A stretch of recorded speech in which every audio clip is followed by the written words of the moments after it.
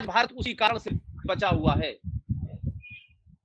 स्वामी बाबा रामदेव जी ने एक लंबे समय के बाद भारत में आयुर्वेद को उस स्तर पर पहुंचाया, आने वाली जनरेशन के सामने उस तरीके से प्रेजेंट किया ताकि उनके अंदर अपने पूर्वजों के प्रति, अपनी सभ्यता के प्रति और इस सभ्यता ने जो कुछ दुनिया को दिया है उसके प्रति एक गर्व महसूस हो, एक सम्मान महसूस हो।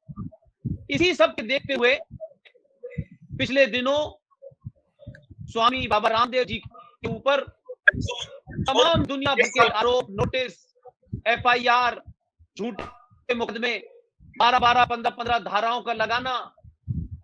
मैं Pushpendra Kulshreshtha, colonel R S Singh साहब, नीरज अत्री साहब, पवन सिन्हा साहब Guru ji, Sushil Pandit ji, colonel R S Singh के अलावा major general G D Bakshi, एक हमारी एक अनसीन टीम है जो अलग अलग अपने हिसाब से काम करती है। लेकिन जब भी कोई ऐसा संकट हो कि जो राष्ट्र में एक अच्छा और बड़ा काम करने वाले लोग हो, भले उनसे कोई हमारा सीधा परिचय ना भी हो, हम कोशिश करते हैं कि हमारी जितनी भी ताकत है वो उन राष्ट्रवादियों की आवाज को न दबा पाए। और हमने इस देश के एक टेलीविजन के एंकर मालिक को देखा, राष्ट्रविरोधी शक्तियों ने उसके खिलाफ कुप्रचार किया और सत्ता का दुरुपयोग करके एक राज्य की सरकार ने उसको जेल में बंद किया। उस वक्त भी हम तमाम सारे लोगों की जो भी सामर्थ्य था, जो भी ताकत थी, हम सब लोग गए, राष्ट्रपति से हमने आवेदन किया कि वो संविधान की रक्षा। इसी तरीके से मुझे लगा कि बाबा रामदेव भारत में एक चलता फिरता गहरा एक सन्यासी का रूप, जिसके तन के ऊपर भगवा पड़ा हुआ है। बाबा रामदेव जी, मैं ये मानता हूं कि IMA नाम की संस्था के माध्यम से जो आप पे हमला हुआ है, ये बाबा रामदेव पे हमला नहीं है। ये बाबा रामदेव जो एक सन्यासी है, जिसके शरीर पर गेरुआ वस्त्र पड़ा हुआ है, जो भगवा वस्त्र पड़ा हुआ है, और जो भारत की आत्मा को आयुर्वेदिक के तौर से बचाने और उसे खड़ा करने में लगा हुआ है, ये रामदेव हमला नहीं है। भारत की सनातन सभ्यता की आत्मा उस आयुर्वेद पे हमला है, उस भगवा वस्त्र पे हमला है। लिहाजा मैंने जब सबसे बात की, कर्नल आर एस सिंह साहब ने मुझसे कहा कि हमें ऐसे समय में बाबा रामदेव जी के साथ खड़ा होना चाहिए। मेरी बात को major general G D Bakshi साहब ने, सुशील पंडित जी ने, और पवन सिन्हा गुरु जी ने, नीरज अत्री साहब ने कहा कि जितनी भी हमारा सामर्थ्य है, हमारी पूरी ताकत, हमारी आवाज इस वक्त एक ऐसे सन्यासी के पीछे खड़ी होनी चाहिए जो हमारे राष्ट्र की इस चेतना के, इस सनातन की आत्मा का एक फेस है, एक पोस्टर है। इसमें हमें इससे ज्यादा कुछ न सुनना है न कुछ कहना है। मैं आज की इस गोष्ठी में इसलिए देश को पता चले, हम सिर्फ टेलीविजन के ऊपर, हम सिर्फ यूट्यूब पर अपनी बात नहीं कहते हैं। अगर हमें और हमारे सम्मान को कहीं ठेस पहुंचाई गई, इस भारत राष्ट्र की आत्मा को ठेस पहुंचाई गई, तो जो भी सामर्थ्य है, हम उस सामर्थ्य का इस्तेमाल करके हम सड़कों पे भी निकलेंगे। और इस देश में अगर कोई FIR नाम की चीज करके इस देश के किसी को डराया गया, तो करोड़ों करोड़ों लोगों का नेतृत्व करेंगे हम सड़कों पे उतर के। इसलिए बाबा रामदेव जी, आप अकेले नहीं है, राष्ट्र आपके साथ खड़ा हुआ है। और आज जो आवाजें जिनको आप देखते हैं, ये सब आपके साथ हैं। मैं नीरज अत्री साहब से कहूंगा कि वो अपनी बात शुरू करें, हम तमाम सब लोग अपनी बात रखेंगे और फिर बाबा रामदेव जी से कहेंगे कि वो राष्ट्र के सामने क्या बात कहना चाहते हैं, क्या पक्ष रखना चाहते हैं। पहले वो 5-5 मिनट हम सब लोगों को सुन लें और उसके बाद अपनी पूरी बात रखें, ताकि देश और दुनिया को पता चल जाए कि ये भगवतधारी सनातन की आत्मा की रक्षा करने वाला बाबा रामदेव अकेला नहीं है, इसके साथ में करोड़ों करोड़ लोग खड़े हैं। नीरज अत्री अपनी बात रखें 5 मिनट के अंदर। जी जी, सभी को प्रणाम। स्वामी रामदेव जी, आपको प्रणाम। और सभी जो प्रबुद्धजन मुझसे आयु में, मुझसे अनुभव में, सब मुझसे बड़े हैं, सभी को आदर सहित प्रणाम मेरा। और जो लोग ये लाइव देख रहे हैं, जो इसे बाद में भी देखेंगे, ये जब स्वामी रामदेव जी को थ्रेट दिया जाता है कि 1000 करोड़ का खजाना भरना पड़ेगा तुम्हें, या एफआईआर लॉन्च की जाती है, तो ये जो अभी माननीय पुष्पेंद्र जी ने कहा कि ये एक तरह से जो आघात किया जा रहा है, जो हमला किया जा रहा है, वो इस तरह का एक एग्जाम्पल सेट करने के लिए है कि हम अगर चाहें तो हम किसी की आवाज को दबा सकते हैं, कुचल सकते हैं, और स्वामी रामदेव जी को उसका एक एग्जाम्पल बनाने की कोशिश की जा रही है। अब यहाँ मैं जो ध्यान दिलाना चाहता हूँ कि किस तरह से थ्रेट दी जाती है और उसके पीछे पहले काम किया जाता है, बहुत बड़ी सोच होती है। ये ओवरनाइट इस तरह के सेक्शंस नहीं डाले जाते।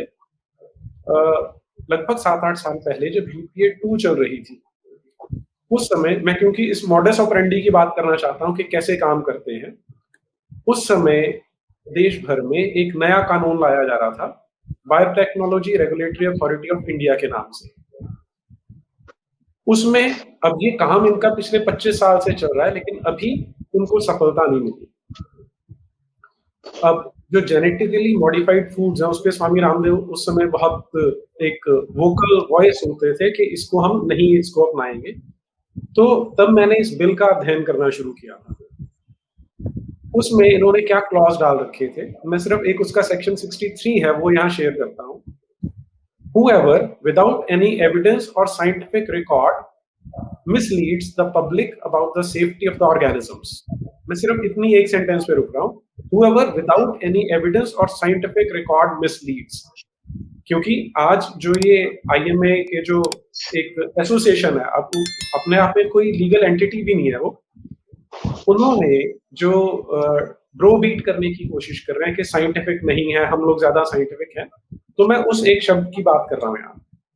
आप कल्पना करके देखें कि कोई एक परिवार है या कोई एक किसान है जिसके घर में कोई मृत्यु हो जाती जेनेटिकली मॉडिफाइड किसी फसल के कारण से। अब ना उस किसान के पास ना उस कंज्यूमर के पास कोई ऐसा मैकेनिज्म है कि वो साइंटिफिक रिकॉर्ड और एविडेंस इकट्ठे करेगा। उसके घर का व्यक्ति मर जाता है तो उसे क्या कहा जाए, अगर उसने बोला कि इसके कारण मरा है तो उसके ऊपर ये धारा लग जाएगी सेक्शन 63, और उसकी पनिशमेंट क्या है, नॉट लेस देन 6 मंथ्स, कि कम से कम 6 महीने के लिए उसे जेल में डाला जा सकता है। और इसके अगर आप रिवर्स देखेंगे कि वो जो कंपनियां ये जेनेटिकल मॉडिफाइड फूड्स लेके आ रही है, उनका साइज इतना बड़ा है कि अगर उनकी एक कंपनी है जो मोनसेंटो, उसका अगर आप टर्नओवर देखेंगे तो लगभग 50 जो देश हैं उनकी जीडीपी से ज्यादा है। और उनके लिए क्या क्लॉज है कि अगर कहीं पर इस तरह का स्थापित होने की संभावना है तो उसके बारे में क्या आता है, if a person in connection with a requirement or direction under this act provides any information or produces any document that the person knows is false or misleading, तो उसको मैक्सिमम सजा 3 महीने की है। तो जो $multi-billion कंपनी है वो अगर गलती भी कर रही है तो पहले तो ये प्रूव करना पड़ेगा कि वो जानते थे उन्होंने गलती के, तो भी उसकी सजा मैक्सिमम 3 महीने है और उन व्यक्ति की मिनिमम 6 महीने है। तो ये इस तरह से एक जाल बिछाया जाता है जो पहले से बिछा होता है कि हम, और यहाँ पे मैं एग्जांपल सिर्फ कॉर्पोरेट का ले रहा हूँ, लेकिन ये पूरे का पूरा ग्लोबल नेक्सस है जो काम करता है। जैसा अभी पुष्पेंद्र जी कह रहे थे कि एक फार्मा माफिया काम करता है, और वो पहले आज से शायद 40-50 साल पहले होता था कि माफिया तलवार लेके जाएगा या बंदूक लेके जाएगा, उससे वो कब्जा करेंगे। अब जो माफिया काम करता है वो कानून बना के काम करता है, कानून अपने फेवर में टिल्ट कर लिए जाते हैं और दूसरे को, और इस केस में जैसे स्वामी रामदेव है, उन्हें ये इमेज एक परसेप्शन क्रिएट करने की कोशिश की जाएगी कि इन्होंने एपिडेमिक एक्ट का फलाना कानून तोड़ा या इस तरह का कुछ किया। तो ये इस तरह से एक नैरेटिव बनाया जाता है और फिर उसमें आप दोषी हैं या नहीं है, आपको मीडिया ट्रायल के माध्यम से दोषी बनाने की कोशिश की जाती है। और यही आज स्वामी रामदेव के साथ वो करने का प्रयास कर रहे हैं, जिसके लिए मुझे लगता है कि हमें अपनी जितना सामर्थ्य है उसके साथ खड़े होना पड़ेगा, क्योंकि नहीं तो ये जो माफिया थोड़ा सभ्य शब्द लगता है, असल में तो ये गुंडागर्दी है जो सामने दिखाने की कोशिश कर रहे हैं। ये वही IMA है जो हर रोज देखते हैं, आप टीवी चैनल खोल के देखिए, सुबह 8 से 9 के बीच में आपको दिखेगा कि लोग पागलों की तरह हिल रहे हैं और उनको फिर वो जीसस का नाम लिया जाता है तो हील हो जाते हैं। सबसे पहला कोई कदम लेने की अगर जरूरत है इनको इस तरह की, तो वहां पर जो क्वेकरी हो रही है, जो जीसस के नाम पे हो रही है।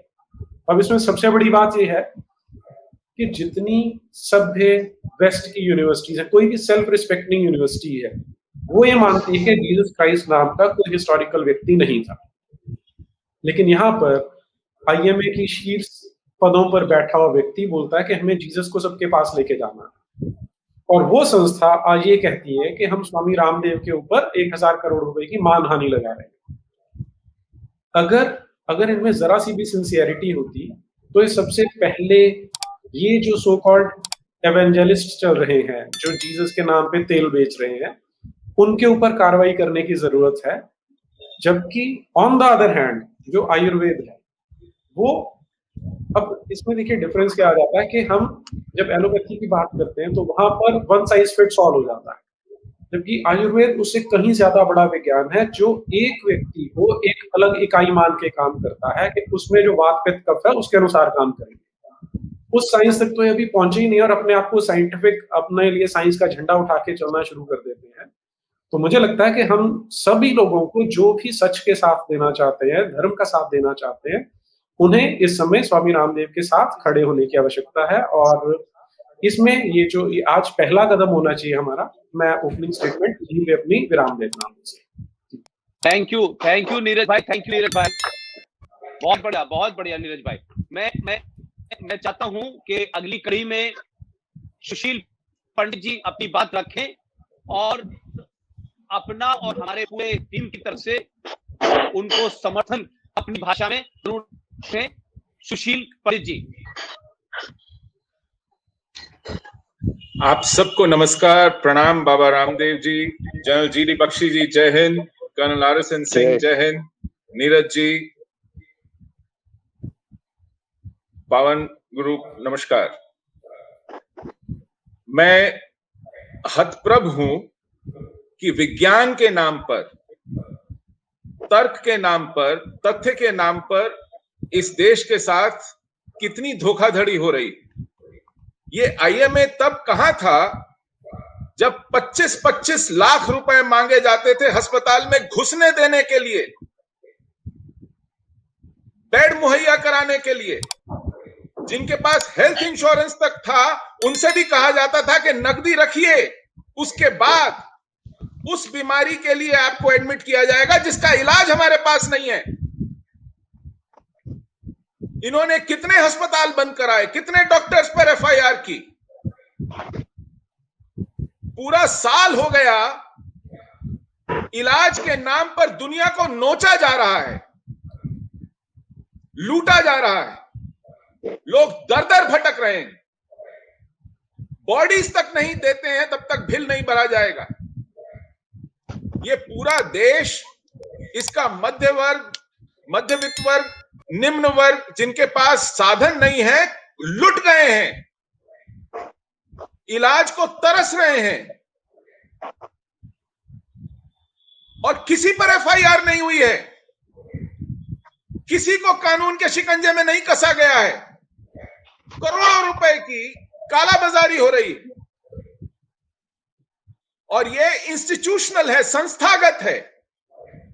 लोग दर दर भटके, इलाज के लिए तरस गए, लेकिन उन्हें इलाज के नाम पर सिर्फ सिम्टम्स को ट्रीट करवाया गया। कॉरिडोर्स में रख करके आईसीयू के पैसे लिए गए।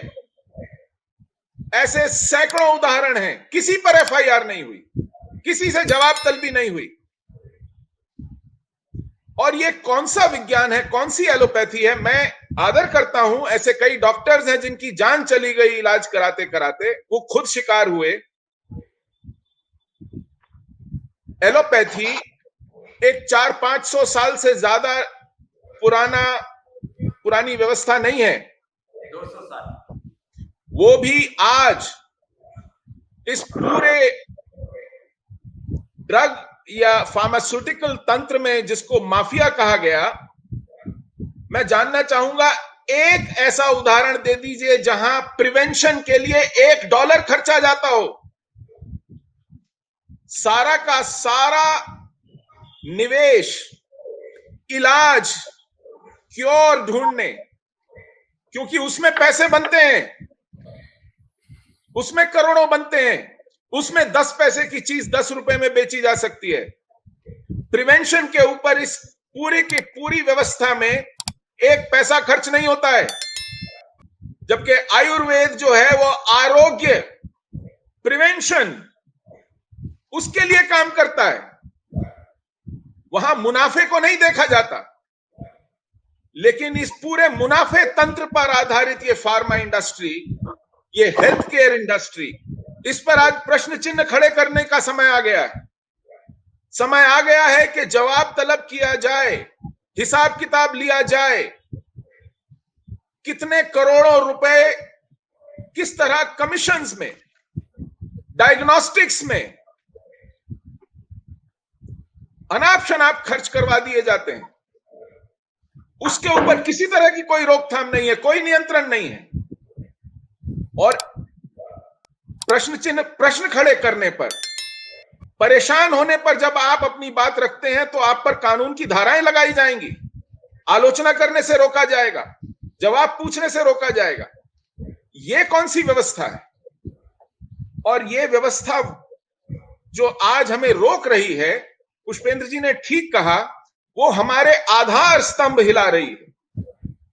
उन्होंने हमारी पूरी शिक्षा व्यवस्था को बर्बाद किया, उन्होंने हमारी कृषि को बर्बाद किया, उन्होंने रासायनिक और कीटनाशक खिला खिला के हमारी सेहत को बर्बाद किया।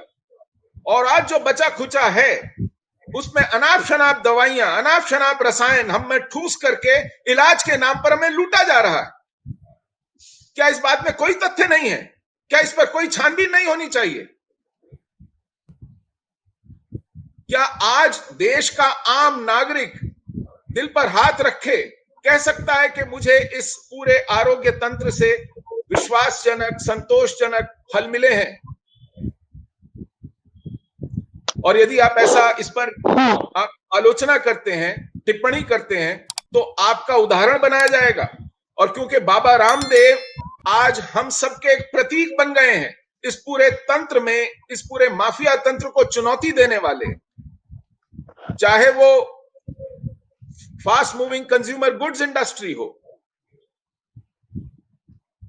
चाहे वो अन्य उत्पादक पदार्थ हो जो कि दुनिया भर की कंपनियां बना बना कर यहां मुनाफा कमाती हैं, आज उनके विकल्प पैदा करने वाले, हजारों लोगों को नौकरी देने वाले और भारतीय आयुर्वेद से उस तत्व ज्ञान को निचोड़कर हमारी आम जिंदगी में सहूलियत पैदा करने वाले, सहायता रूप आने वाले बाबा रामदेव को अगर नष्ट करने पर कोई तुला हुआ है तो वो हम सबको नष्ट करने पर तुला है।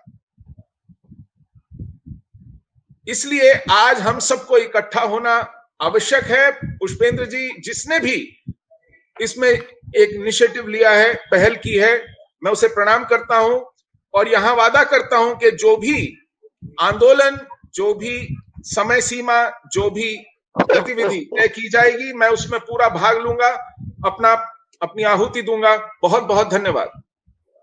थैंक यू सुशील भाई।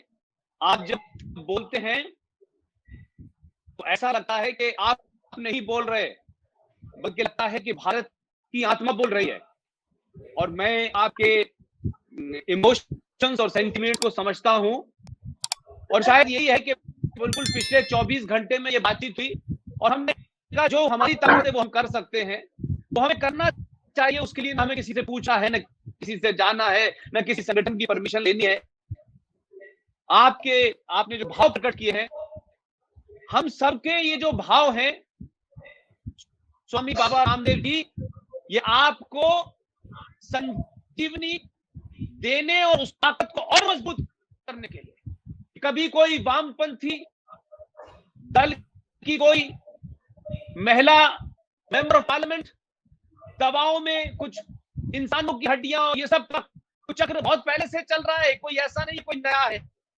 आज ये ताकतें विदेशी ताकतों से मिलकर जो टूल किट चल रहा है, ये टूल किट आजादी से पहले हेल्थ में भी था, शिक्षा में भी था। जो सुशील पंडित जी ने कहा, एक सुनियोजित तरीके से चल रहा है। हम तथाकथित तौर पे आजाद तो हुए हैं, लेकिन हमें कंट्रोल कोई और कर रहा है। कोई हमको बताता है ये खाना है, ये नहीं खाना है, ऐसे जीना है, ऐसे जीना है, लेकिन हमारी हजारों साल की परंपरा, आस्था और किस्से के साथ जो हम जीत रहे हैं, उसे अगर बताने वाला कोई आ जाए तो उसके वस्त्रों से चिंता है, उसके वस्त्रों से नफरत है, उसकी बातचीत से नफरत है, उसके चलने से नफरत है। ये किसी रामदेव नाम से नफरत नहीं है, ये रामदेव जी जो प्रतीक है भारत में आयुर्वेद के, उससे नफरत है। उसको कैसे डैमेज किया जाए, तरह तरह के प्रपंच होते रहे हैं। लिहाजा आपका आना और आपके इस तरीके से शब्दों का बोलना, मैं समझता हूं स्वामी रामदेव जी को इससे ताकत मिलेगी और वो अपनी इस ताकत, इस पूरी लड़ाई में अपने को अकेला महसूस नहीं करेंगे। मैं अब दावत देता हूं मेजर जनरल जीडी बख्शी, जो इस देश की सबसे बुलंद आवाज है और उनकी आवाज सत्ता के गलियारों से होकर निकलती है और पड़ोसी मुल्क भी उनकी आवाज से कांपते हैं। मैं चाहता हूं मेजर जनरल जीडी बख्शी साहब अपनी बात को रखें। जनरल जीडी बख्शी साहब ने अभी एक किताब भी लिखी है, एक दूसरी किताब भी उनके आने वाली है। ये कोई नहीं जानता कि एक मेजर जनरल जो है वो सरस्वती नदी के ऊपर भी किताब लिख सकता है, वो सुभाष चंद्र बोस के ऊपर भी किताब लिख सकता है। इसलिए मैं मेजर जनरल जीडी बख्शी साहब से दरखास्त करूंगा कि वो आए और अपनी बात रखें। बहुत बहुत आभार पुष्पेंद्र जी। देखिए, जो आयुर्वेद है वो एक उपवेद है। ये भारत की भूमि की संस्कृति, इसका जो जन्म हुआ है, ये उस कविता संग्रह, उस नॉलेज, उस विजडम, ट्रेडिशनल विजडम से हुआ है, जो हमारी सिविलाइजेशन की रिसीव विजडम है। और जो पूज है भारत के, जो हिंदू समुदाय है, जो इंडिक समुदाय है, और वो इंस्पिरेशन है बौद्धों की, जैनों की, सिखों की। वहां के कितने प्रेरणा स्तोत्र वहां से आते हैं। 4 वेदों का उपवेद में जो उपवेद है, सर्वप्रथम उनमें है आयुर्वेद, आयु की वृद्धि का विज्ञान। हमारी जो स्वास्थ्य प्रथा को सुगठित रखना, उसका जो एक पूरी एक विज्ञान था, जो कि सदियों से चला आ रहा, युगों से चला आ रहा। हमारी ट्रेडिशनल विजडम जो कि प्लांट बेस्ड मेडिसिन के ऊपर मुनस्सर है और थी, और कितने सारे यही प्लांट्स ले लेकर, इनके एक्सट्रैक्ट्स निकालकर इनको जो है मेडिसिनाइज किया जा रहा था। जो एलोपैथी और पैथीज में इनको जो है शामिल किया जा रहा, राइट। और यहाँ एक बड़ी अजीब बात है कि अगर योगा है तो भारत की एक प्रथा है, लेकिन भारत में है तो इसलिए किसी को उसकी 2 कौड़ी की परवाह नहीं। वही चीज वाया द वेस्ट रूट होके आती है, हार्वर्ड से, मैसेच्यूसेट्स से, वाही के पुल बच जाते हैं और ये है साहब, ये है साहब। मेरे कहने का अभिप्राय ये है कि कितने सारे पेटेंट किए जा रहे हैं यूनाइटेड स्टेट्स में, शामिल हमारी आयुर्वेदिक आसनों के और हमारी जो पारंपरिक मेडिसिन है, ट्रेडिशनल प्लांट्स है, मेडिसिन है, उनको वहां पे आपके जो है पेटेंट्स किए जा रहे हैं, आप ही को बेचा जा रहा है। सबसे बड़ा योगदान स्वामी रामदेव जी का जो था, वो उन्होंने ये आयुर्वेदा को एक मॉडर्नाइज किया, एक मॉडर्नाइज रूप दिया हठ योग को, आयुर्वेद को, और इसकी पद्धति को उन्होंने कॉर्पोरेटाइज किया। उन्होंने घर घर तक पहुंचाया आयुर्वेदिक टूथपेस्ट, आयुर्वेदिक तेल, आयुर्वेदिक जो लेप, और they have given a run for their money to establish brand from United States, from America, I mean from Europe, from everywhere, हिला के रख दिया है, मार्केट शेयर ले लिया है उनसे इन बैटल ऑफ परसेप्शन। अब जो है एक काउंटर अटैक हम देख रहे हैं कि किसी तरह से ये जो ट्रेडिशनल विजडम को फिर से ऊपर किया जा रहा है, फिर से उबारा जा रहा है, इसको तो जड़ समूल विनाश कर दिया जाए, समूल विनाश कर दिया जाए। सारी पैथियों में अल्टरनेटिव मेडिसिन रिकॉग्नाइज्ड है ग्लोबली। जो एलोपैथिक सिस्टम है वो जो न्यूटन का मैकेनिस्टिक कार्टेशियन पैराडाइम था उसके ऊपर मुनस्सर। बाकी फिजिक्स तो आज हमारी जाके पहुंच गई है क्वांटम मैकेनिक्स, लेकिन क्या हमने वो फील्ड व्यू लिया है बॉडी का, होलिस्टिक हेल्थ का? और उसके चलते आज साइंस के नाम पे हमको जो है कितना नुकसान किया जा रहा है। अभी बयान किया मेरे बहुत ही प्यारे मित्र सुशील पंडित जी, जो कॉर्पोरेट वर्ल्ड में रह चुके हैं, and he is speaking from experience. और ज्यादा दूर क्या जाना साहब, we have pass through the second stage of the Wuhan virus, जो इसकी सेकंड म्यूटेशन थी, जो कहर उसने भारत पे ढाया है, और जो हमारे सिस्टम का भयानक रूप हमने देखा है कि ऐसी महामारी के टाइम काला बाजारी की शुरुआत हो जाए, ऑक्सीजन के सिलेंडर बिकने शुरू हो जाए, रेमडेसिविर की दवा लाखों में बिकनी शुरू हो जाए। It is not the fault of that science, it is the fault of the people who operate the system, and they need to be taken to task. भी हमारे डॉक्टर्स नर्सेज ने कितनी कुर्बानियां, कितने नाम हैं जिनका नाम लेके आज हम आदर से सर झुका लेते हैं। डॉक्टर अग्रवाल, कितने बेचारों ने अपना जीवन डेडिकेट कर दिया, हमारे डॉक्टर्स ने, हमारी नर्सेज ने, हमारे हेल्थ वर्कर्स ने, बट ब्लैक शीप भी है, एंड दे कांट से कि we can't be called out, क्योंकि बाकी इतने सारे अच्छे हैं, ओछे के संग अच्छा भी तंग हो जाए। हमें तो आप कॉल आउट नहीं कर सकते। तो साहब इस प्रथा ने हमारे स्वामी रामदेव जी के ऊपर कोई 1000 करोड़ का मानहानि का दावा किया। कौन सी संस्था है ये? Is it a very establish, Harvard की है, मैसेच्यूसेट्स की है, ग्रेटेस्ट लीडिंग मेडिकल स्कूल की है? क्रिश्चियन ऑर्गेनाइजेशन है, यानी एक पंथिक ऑर्गेनाइजेशन है। और जैसा अभी बता रहे थे सुशील पंडित जी और दूसरे पहले वक्ता कि ये तो सियांसेस करते हैं, किसी पर्टिकुलर भगवान का किसी समुदाय के नाम लेके ये क्योर करते हैं, वो ज्यादा साइंटिफिक है।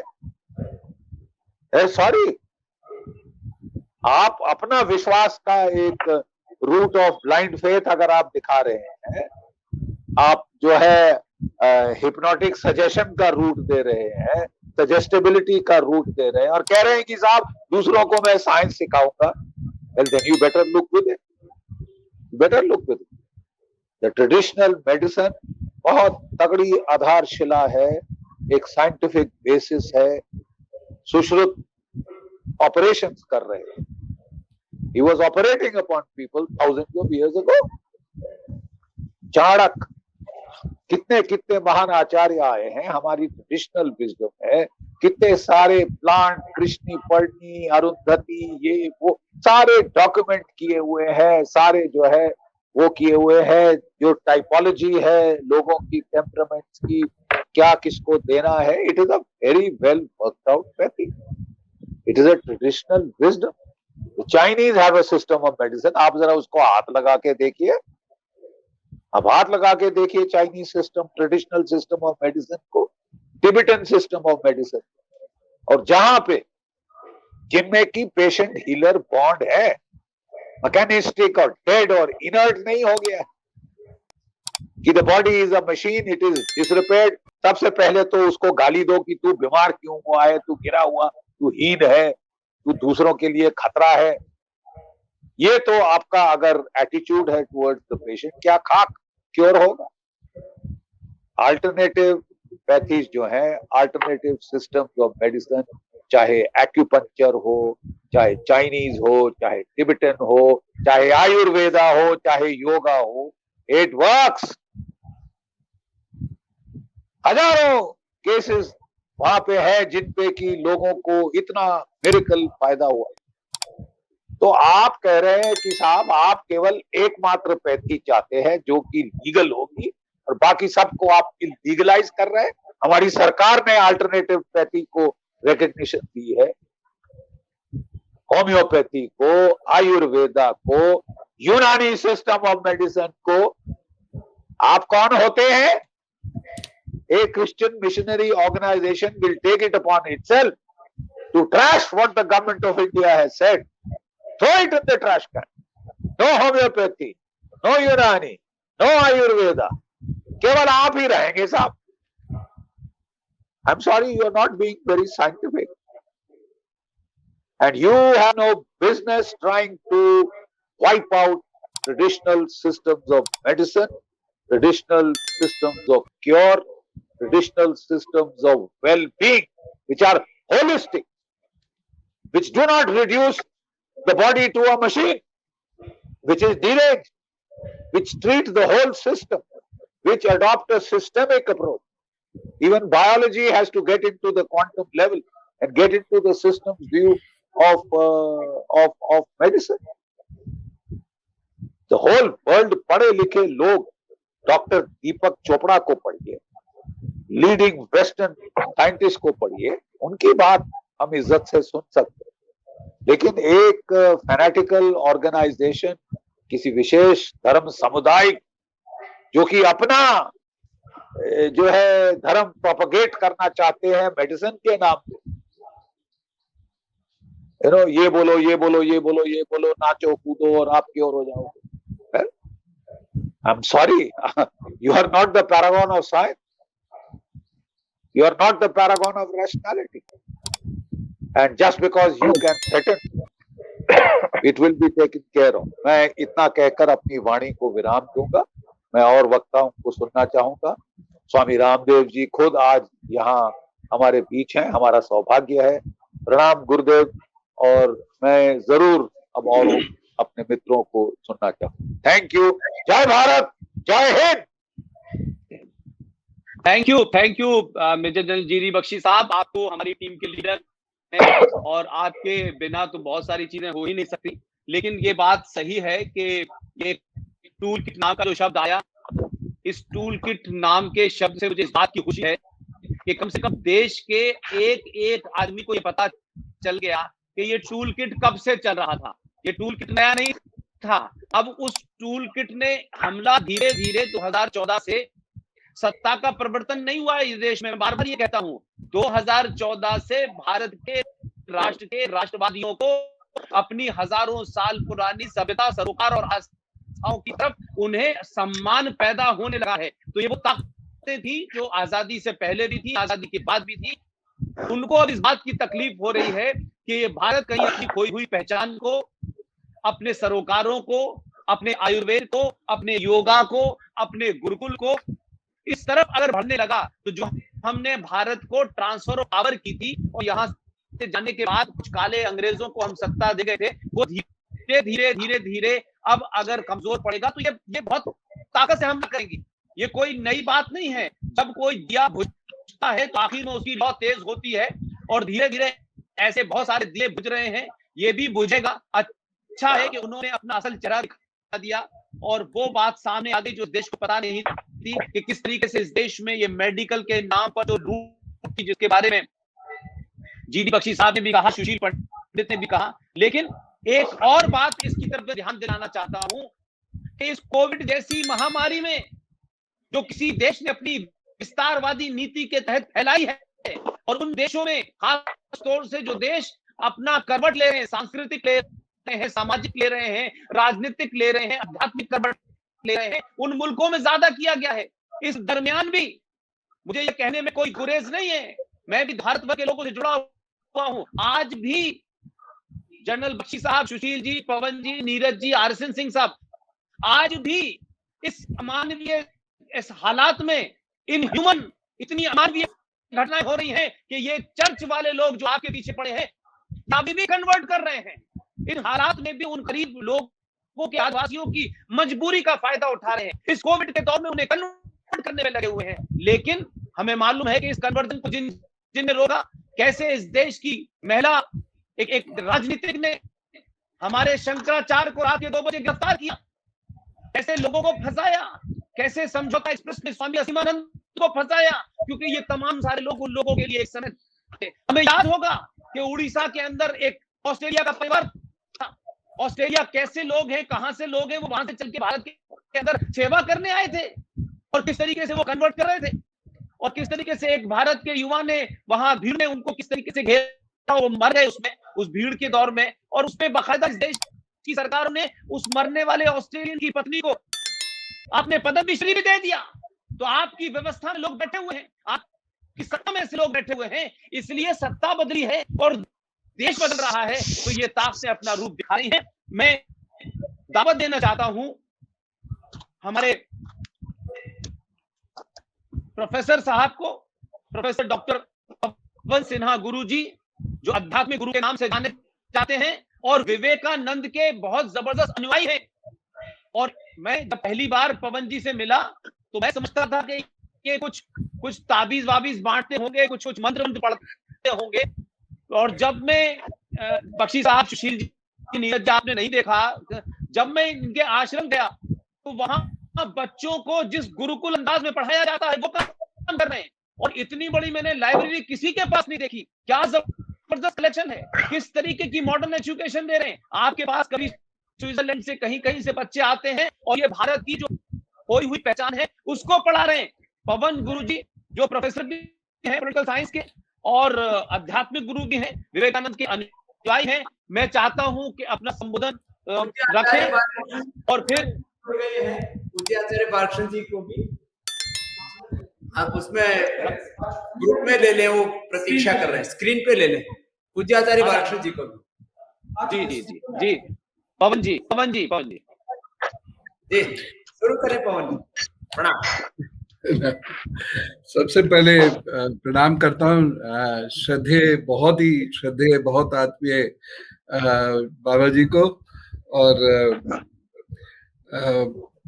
आप स्वस्थ रहे और आप सदा ही अग्रणी रहे हैं और सदा ऐसे ही रहेंगे। मैं हृदय से प्रणाम करता हूँ श्री RSN सिंह साहब को, नीरज अत्री जी को और हमारे अग्रज बड़े भाई श्री सुशील पंडित जी को और हम सब के प्रणेता मेजर जनरल GD बख्शी साहब को। और कोई भी अभिनंदन अधूरा है यदि पुष्पेन जी को मैं हृदय से प्रणाम ना करूं तो पुष्पेन जी भी मेरा प्रणाम स्वीकार करें। देखिए, मैंने इस पूरे मुद्दे को जो समझा है ये अर्थ के माध्यम से समझा है, बाजार के माध्यम से समझा है। बौद्धिक साम्राज्यवाद बहुत तेजी से भारत में फैला है और इससे लड़ना जो वास्तविक जो फिजिकल इंपीरियलिज्म था उससे ज्यादा कठिन है इससे लड़ना। और हर जगह ये फैल रहा है, कहीं पर कन्वर्जन के रूप में फैल रहा है, कहीं पर भारत की पद्धतियों को ये समाप्त करने के लिए फैल रहा है। यही मैकॉले ने किया था। उसके बाद लॉर्ड डफरिन ने यही किया था, जिसे मैं डफर भी कहता हूं कभी कभी। और उन्होंने हमारे बहुत सारे लोगों को ऐसे जोड़ दिया और धीरे धीरे धीरे धीरे अंदर खाने हमारे सिस्टम पर अटैक करना शुरू किया। देखिए, भारत का जो एक सिस्टम है, एक बड़ा विशिष्ट सिस्टम है और वह है सेल्फ सफिशिएंट सिस्टम। चला गया है, हमने अक्सर सुना है, सुनाई दे रहा है अपने स्वामी रामदेव जी से, उनके भाषणों में हमेशा रहता है, पेड़ से गिलो तोड़ लो खा लो ठीक हो जाओगे। ये सिस्टम उन लोगों को जो बाजारवाद फैला रहे हैं या बाजार में उपनिवेश बनाना चाहते हैं, भारत का बाजारी उपनिवेश, मार्केट इकोनॉमी को कैप्चर करना चाहते हैं, उनको ये कैसे समझ में आएगी, कैसे वो इस चीज को बर्दाश्त करेंगे? क्योंकि करोड़ों रुपए के इन्वेस्टमेंट कर रहे हैं और दुनिया में सबसे बड़ा है इस वक्त मेडिकल माफिया या ड्रग माफिया, पूरी दुनिया से परेशान है। तो भारत का जो सिस्टम था, और केवल आयुर्वेद सिस्टम नहीं, सारे ही सिस्टम, वो एक गांव थे, विलेज फेडरेशन से हम लोग निकले हुए लोग हैं और हमें जबरदस्ती ये ग्लोबलाइजेशन का जमायत पहना दिया गया। ग्लोबलाइज होना बुरी बात नहीं है, लेकिन हमें अपने सिस्टम को साथ लेके ग्लोबलाइज होना था, लेकिन हमने अपने या मजबूर कर दिया गया, हम अपने सिस्टम को छोड़कर ग्लोबलाइज हुए। और जब जब किसी ने भी उसके खिलाफ आवाज उठाई, उसका यही हश्र हुआ, उसके खिलाफ कुछ लोग खड़े हो गए, कोर्ट में उसके खिलाफ लोग गए, कोर्ट में योग को चैलेंज किया, कोर्ट में ज्योतिष को चैलेंज किया, कोर्ट में आयुर्वेद को चैलेंज किया। बहुत मुश्किल हो रही है अभी भी बहुत सारे लोगों को, जब सरकार ने कहा कि आयुर्वेद आचार्य भी ऑपरेशन कर सकते हैं, जबकि सरकार ने बहुत सोच समझ कर इस बात को कहा है। इसलिए इस बात को कहा है कि हमारे यहाँ इमीडिएट जरूरत है 6 लाख डॉक्टर्स की। पेशेंट अनअटेंडेड रह रहे हैं और इसका नतीजा हम देख रहे हैं, कई राज्यों में पहले से देख रहे हैं। 2018 की डाउन टू अर्थ की रिपोर्ट है मेरे पास, हम वहां से इसको देख रहे हैं। और 19, 20, 21 में क्या हुआ ये हम सब ने इसको देखा।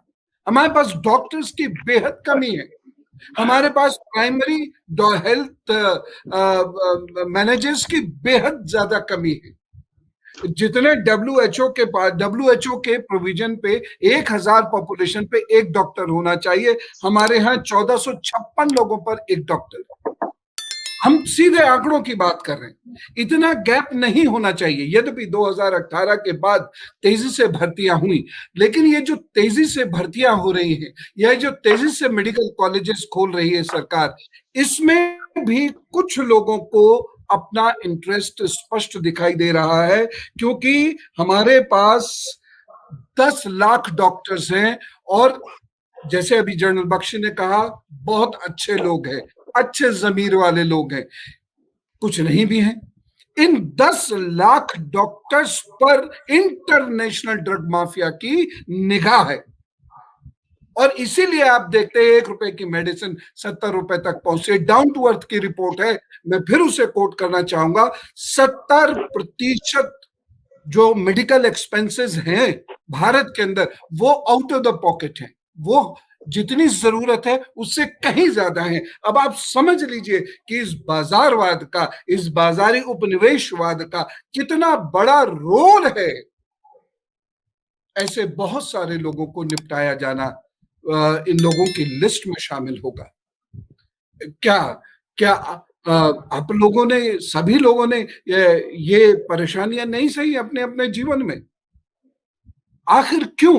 रीजन वही है कि कहीं ना कहीं कल्चरल कॉलोनी बनाना चाहते हैं ये लोग, तो कहीं पर ये रिलीजन को तहस नहस करके रिलीजियस कॉलोनी बनाना चाहते हैं। और हमारे जो सेल्फ सफिशिएंट सिस्टम्स है, ठीक पुराने सिस्टम याद कीजिए, अगर आप 1873 के बाद के सिस्टम्स को देखें तो कैसे कैश क्रॉप्स को लाया गया और हमारी क्रॉप्स को खत्म किया, हमारे हैंडीक्राफ्ट्स को खत्म किया। और गांधी जी इस पर बोले हैं 1937 में, बहुत ज्यादा बोले हैं। और 1937 में जो वर्धा प्लान उन्होंने बनाया, उसमें खास तौर से एजुकेशन सिस्टम में उन्होंने ये इंक्लूड कराया था। बेसिक सिस्टम्स भी हमारे इरोड कर दिए थे अंग्रेजों ने। हमारे को अपने सिस्टम्स से लाभ लेने के लिए भी टैक्स देना पड़ता था, जबकि ये सिस्टम बेच रहे हैं, जिसको टैक्स उसे देना है, पैसा उसे देना है, पैसा हमने दिया उसका, वही ये है। अब देखिए यहां पर भी चीन आता है और चीन क्या कहता है? चीन 20,000 करोड़ रुपए का एक्सपोर्ट करता है आयुर्वेद का पूरी दुनिया को। और चीन का एकमात्र कॉम्पिटिटर है वो है भारत। भारत का एक्सपोर्ट अभी तो 3-4 हजार करोड़ के आसपास ही है। 5,000 का टारगेट इस सरकार ने रखा है। बहुत बड़े टारगेट्स लेकर चलना पड़ेगा। तो ये जो 20,000 करोड़ रुपए का मार्केट है, ये मार्केट कोई ना छीन ले, इस पर भी चीन की नजर है। और बाकी लोगों की नजर इस पर है कि 10 लाख जो लगभग अभी डॉक्टर्स हैं, 6 जिनको ये सरकार बनाने की कोशिश में लगी हुई है जिससे कमी ना रहे, 16 लाख डॉक्टर्स अगर उनकी पॉकेट में जाए, जो होगा नहीं, बड़े राष्ट्रभक्त लोग हैं, बड़े राष्ट्रभक्त डॉक्टर्स भी हैं यहाँ पर, लेकिन उनकी निगाह है अगर इतना बड़ा मार्केट इनको मिल जाए तो ये ऐसी ऐसी चीजें देंगे जो बाद में खारिज हो जाएंगी। देखिए, अगर रेमडेसिविर से किसी की डेथ हुई होगी तो उसका खामियाजा कौन भुगतेगा? ऐसी बहुत सारी चीजें हैं जो प्रश्न 25 उठाए गए बाबा जी के द्वारा, उन प्रश्नों का उत्तर जानना ये मेरा आप सबका अधिकार है। ये सामान्य प्रश्न नहीं है, केवल इसीलिए ये जो आदरणीय पुष्पेंद्र जी ने कहा है बाबा जी की लड़ाई, ये प्रश्नों के उत्तर जानना हम सबका अधिकार है। हम सबको वो जानना चाहिए कि गाइडलाइंस कहाँ होती है, और ये गाइडलाइंस अगर नहीं दी जा रही है, एक इंजेक्शन लगाया जा रहा है और लगातार स्टेरॉइड्स वगैरह की बातें की जा रही है, लगाई जा रही है। मैं उतनी चिकित्सा तो नहीं जान रहा हूं, मैं तो पीएचडी डॉक्टर हूं, लेकिन स्टेरॉइड की हमेशा एक लिमिट होती है, शुरू करने का एक स्टैंडर्ड होता है, खत्म करने का एक स्टैंडर्ड होता है। हम उन स्टैंडर्ड्स के परे जाकर अगर कोई काम कर रहे हैं तो रोल किसका आएगा? मेडिकल काउंसिल का आएगा, मेडिकल एसोसिएशन का भी मॉरली आना चाहिए, आईसीएमआर का भी आना चाहिए, हेल्थ मिनिस्ट्री का भी आना चाहिए, क्योंकि लोगों की जाने जाती है। इसीलिए मैं अपनी बात को पूर्ण करते करते ये बात कहना चाहूंगा कि 6 लाख डॉक्टर्स आने हैं, तो 6 लाख डॉक्टर्स के लिए कितने सारे मेडिकल कॉलेजेस खुलने हैं। 20 लाख नर्सेज हमें चाहिए, उसके लिए कितने सारे मेडिकल कॉलेजेस खुलने हैं। तो ये जो संभावनाएं भारत में दिख रही हैं विदेशियों को, इन संभावनाओं को एक्सप्लोर करने के लिए, एक्सप्लॉइट करने के लिए, कोलोनाइज करने के लिए ये एक खास तरीके का इंपीरियलिज्म फैला रहे हैं, एक कल्चरल इंपीरियलिज्म, जिसमें ये नैरेटिव चेंज कर रहे हैं और खास तौर से हमारे यूथ को नैरेटिव नया दे रहे हैं, और कुछ लोगों के माध्यम से दे रहे हैं जो निहित बकवास है, जिसके आधार में कोई साइंस नहीं है, जिसके आधार में कोई लॉजिक, कोई हिस्ट्री नहीं है। दूसरी तरफ ये हमारे जो सेल्फ सफिशिएंट सिस्टम्स हैं, चाहे वो एग्रीकल्चर हो, चाहे वो आयुर्वेद हो, चाहे वो योग हो, वो उसको खत्म कर देना चाहते हैं। नीम पीपल वगैरह तक पर, अरे योग मैट तक पर ये इंटेलेक्चुअल प्रॉपर्टी राइट्स की बात की जा रही थी। तो ये बहुत बड़ा षड्यंत्र है, हम सब लोग इसके शिकार हो रहे हैं, और इसीलिए पूरे भारत का ये दायित्व बनता है कि वह इन षड्यंत्रों के खिलाफ लामबंद हो और जम के लड़ाई करे। हम सब साथ हैं, और मैं तो हमेशा ही कहता ही हूँ आदरणीय पुष्पेंद्र जी से और कर्नल आरएसएन सिंह साहब से, जब जरूरत हो give me a call and I am there. तो पूरी उम्मीद है, पूरा विश्वास है कि हम ये सांस्कृतिक राष्ट्रवाद की जो पुनः एक लड़ाई शुरू हुई, जो एक समय में स्वामी जी ने शुरू करी थी, स्वामी विवेकानंद जी ने शुरू करी थी, वो लड़ाई पुनः शुरू हुई है, और इस बार भी हम लोग विजयी होंगे। बहुत बहुत धन्यवाद पवन जी। इस बीच में हमारे साथ स्वामी बाबा रामदेव के सहयोगी, एक नाम जो उनके साथ लगातार आता था, आचार्य बालकृष्ण जी भी हमारे साथ जुड़े थे। शायद अभी उनका लिंक हमसे टूट गया है, शायद वो आएंगे तो उनकी बात भी सुनेंगे। सफेद प्लग भी है, तो लगा होगा। मैं अब उस शख्स को बुलाने जा रहा हूं। कर्नल आरएसएन सिंह साहब ने मुझे यह तो कहा था कि पुष्पेंद्र स्वामी बाबा रामदेव जी से बात करिए, और वो अपनी बात आके 5 मिनट रखें। अब ये बात अलग है कि वहां से बात चली तो फिर मेरे दिमाग में कई और सारी चीजें, और जो मेरे पत्रकारिता का बैकग्राउंड है, फिर वहां से वो सब दिमाग चला मेरा, और फिर मुझे लगा कि 5 मिनट क्यों, ये देश में जो बड़े चेहरे हैं जिसमें देश का यकीन है, इन सबको बुला करके एक सामूहिक तौर पे बाबा रामदेव के लिए सार्वजनिक तौर से समर्थन किया जाए, और एक जिस तरीके के एक्ट, महामारी एक्ट, आपदा प्रबंधन एक्ट और आईपीसी की 12 से ज्यादा धाराएं और थाने में एफआईआर, ये गेरुए वस्त्रधारी एक पुरुष नहीं है, ये चलता फिरता सनातनी संत है। चंद धाराओं से और कुछ एक्ट से ये डर नहीं सकता। ये भारत की ताकत है और शक्ति है। अगर बाबा रामदेव को कोई समझता है कि कुछ धाराएं, कुछ एफआईआर, कुछ एक्ट लगाने से ये डरेंगे, तो इनको पता नहीं है कि सनातन की शक्ति कितनी मजबूत होती है। ये मैंने शुरू में कहा और अब फिर कह रहा हूं कि आप ये मान के चलें कि यहां जो 5-7 लोग आए हैं, ये करोड़ों लोगों के दिलों में बसते हैं। जब ये हमने अनाउंस किया तो लोगों ने कहा कि ये हम सोच ही नहीं सकते। मैंने कहा नहीं, हम सत्ताओं से बहुत दूर रहते हैं, संगठनों से बहुत दूर रहते हैं। हम जमीन के पास काम करते हैं, जब जरूरत होगी खड़े होंगे तो करोड़ों लोग खड़े हो जाएंगे। तो मैं दावत देता हूं मेरे गुरु कर्नल आर.एस. सिंह साहब को, वो अपनी बात रखें। अभी हाल के दिनों में एक महीने पहले कर्नल आर.एस. सिंह साहब के परिवार में उनकी बड़ी बहन इस कोरोना के कारण नहीं गई, चली गई, और वो वहां उस एक महीने से थे, और वो भी जिस तरीके से इलाज हुआ है उससे बहुत दुखी थे। मैं दावत देता हूं कर्नल आर.एस. सिंह साहब को, वो अपनी बात रखें, और उसके बाद फिर हम स्वामी बाबा रामदेव जी से कहेंगे कि वो बात अपनी रखें। उससे पहले कर्नल आर.एस. सिंह साहब। आप सबको मेरा नमस्कार। जी, आपने सही कहा कि मैंने एक महीने पहले मैंने अपनी बड़ी बहन को खोया। आज सुबह 3 बजे मेरा एक बहुत प्यारा अपना भाई, मौसेरा भाई, जो महज 56 साल का था, आज 3:30 बजे सुबह उसको खोया। रॉ में जो मेरे बॉस थे जेके सिन्हा साहब, उनको खोया। मेरे बिटिया के जो संगीत के गुरु थे पंडित सजय मलिक, जो ध्रुपद सिखाते थे, उनको खोया। और ये कभी-कभी तो ऐसा लगता है कि शायद पता नहीं, ईश्वर शायद मुझे ही क्यों इस तरह से टारगेट कर रहा है। लेकिन खैर कोई बात नहीं, हम ये जिंदगी है तो जीना है, और जीना है तो लड़ना है। तो जितने हमारे सुनने वाले हैं उनको मैं बता दूं कि कल की बात है, शायद मैं एक डिबेट देख रहा था टेलीविजन पे, जिसपे बाबा रामदेव थे। एक उसमें 2 एलोपैथिक डॉक्टर्स थे।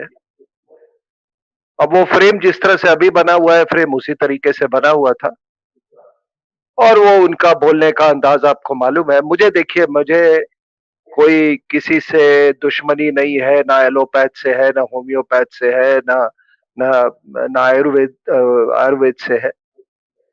लेकिन मैंने देखा है कि ये एलोपैथ वाले ही क्यों गाली देते हैं, बाकी तो कोई गाली नहीं देता। और एक हमारे यहाँ अंग्रेजी में शब्द है एम्बॉडीमेंट।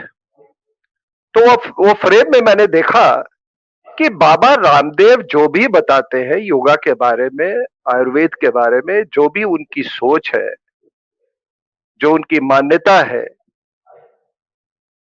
जो उनका विश्वास है, वो उनके पूरी काया में दिखता है। लेकिन जो व्यक्ति इनको गाली दे रहा था, वो आईएमए का कोई था, वो तो बिल्कुल ही अस्वस्थ आदमी दिख रहा था, बिल्कुल ही अस्वस्थ दिख रहा था। वो तो पूरी दुनिया ने देखा होगा। और दूसरा एक जो बैठा हुआ था, वो अपने विलेन स्टाइल में हा हा हा हंस रहा था। अरे तुम किस पे हंस रहे हो यार? पूर्वजों पे। तुम्हारा कोई गोत्र होगा, वो गोत्र क्या होता है? वो डीएनए होता है। अब अपने बाप से जाके पूछो कि ये किसने तय किया गोत्र, और ये सिलसिला कब से चला रहा है, और डीएनए क्या है? तो किस पे हंस रहे थे तुम? अपने पूर्वज पे, अपने बाप के बाप, उनके बाप, उनको, अपने पूर्वजों पे आप हंस रहे थे। तो देखिए साहब, एक चीज मैं बता दूं कि जो भी मैंने इस दौरान में देखा, मैं एक्सेप्शंस की बात नहीं कर रहा हूं, दोबारा कह रहा हूं, एक्सेप्शंस की बात नहीं कर रहा हूं, लेकिन जो भी अस्पताल गया इस कोरोना के दौरान, वो वापस नहीं आया। जिसके भी चेहरे पे, जिसके भी मुंह पे अस्पताल का मास्क लगा, वो वापस नहीं आया। वेंटिलेटर पे आप कहते हैं, मैंने किसी को नहीं देखा है आते हुए वेंटिलेटर पे। आपने कितना हंगामा किया हुआ था, वेंटिलेटर वेंटिलेटर वेंटिलेटर नहीं है। अगर चलो मान लेते हैं, आप कहते हो कि 1% लोग ठीक होके आ रहे हैं, तो 1% के लिए आपने इतना बड़ा माफियागिरी उठा रखा है। और ये ऑक्सीजन ऑक्सीजन ऑक्सीजन, एक बात बताइए कि क्या ऑक्सीजन की पूरी पेटेंट जो है वो ये इन डॉक्टरों के पास है? जो प्रकृति से निकला हुआ ऑक्सीजन है, क्या उसका भी पेटेंट इन्होंने कर रखा है? Is oxygen an allopathic drug? अब आप ये, मैं हैरान हो गया हूं अपने वैज्ञानिक। अरे सुनो सर, थोड़ा हम भी पढ़े लिखे लोग हैं। इस दुनिया में एलोपैथी में 1100 बेसिक ड्रग फॉर्मुलेशंस है, बेसिक बुनियादी। उसमें केवल 40 ड्रग, याद रखिएगा 40 या 42 ड्रग, जो जिसका इंपेरिकल प्रूफ है, यानी कि उसका कॉज और इफेक्ट पे है, बाकी सारे ट्रायल बेसिस पे है। तो आप कौन सा विज्ञान का हवाला दे रहे हो साहब? विज्ञान या टेक्नोलॉजी वो होता है कि मैंने दिल्ली से जब जहाज पकड़ा तो वह जहाज मुझे पटना उतार दी with 99.9% efficacy and security to my life. उसको विज्ञान बोलते हैं। आप क्या कर रहे हो? आपने ये जितने ये बदतमीज लोग और आप जो एफआईआर करने वाले, आपने क्या कहा पूरे हिंदुस्तान को? Plasma therapy. मेरे पास कितने फोन है, प्लाज्मा अरेंज करवाओ, प्लाज्मा अरेंज कराओ। फिर आपने उसको डिबंक कर दिया। उसके बाद फिर आपने क्या कहा? रेमडेसिविर। फिर आपको उसको डिबंक कर दिया। उसके बाद मुझे मालूम था ये नालायक लोग, जो 2DG जब निकला तो हमारे कुछ मित्र हैं, अभी भी सीनियर पोजीशंस में है, ओहदे पे है फौज में, उनसे बात किया। उन्होंने कहा कि बहुत अच्छा ये ड्रग है साहब। मैं बोला 2 दिन के बाद देखना, एक कोई ये फ्रॉड आएगा और इसको पूरा डिबंक करके चला जाएगा साहब, इसके ट्रायल नहीं हुआ। और वही हुआ 2-3 दिन के बाद। और वो फ्रॉड एक दूसरा फ्रॉड कल आ गया कि एक कोई ड्रग का कॉकटेल का उसने वो किया। मेरी आवाज आ रही है आपको? जी आप अब आ गए। हेलो, हाँ, हाँ, मैं कह रहा हूं एक दूसरा फ्रॉड कल आया, बोला कि एक नया ड्रग आया है, कॉकटेल है, ट्रंप साहब ने वही ड्रग लिया था और अभी तो उसका ये है, उसका दाम 1 लाख रुपए है। तो आप देखेंगे कि ये सारा कुछ ये पेटेंट की लड़ाई, ये पेटेंट का है। जो चीज पेटेंट नहीं हो सकती उसको ये डिबंक कर देते हैं, और जो ड्रग पेटेंट हो गया उसमें पैसा है। अब सूरज की रोशनी में तो पैसा नहीं है ना, लेकिन वो विटामिन डी जो बनाते हैं उसमें तो पैसा है ना सर, उसमें तो पैसा है ना। तो ये दीज आर क्रिमिनल्स।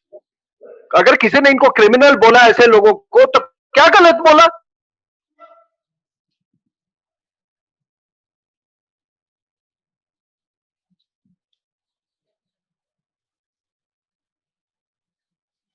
क्या हो रहा? अभी सिंह साहब अभी नहीं आ रही आपकी आवाज, जरा चेक कर लें। सिंह साहब की आवाज चली गई है, शायद मतलब नेट की दिक्कत हो गई। हाँ, आ गई सिंह साहब की आवाज कहीं नहीं। अभी सुनाई दे रहा है?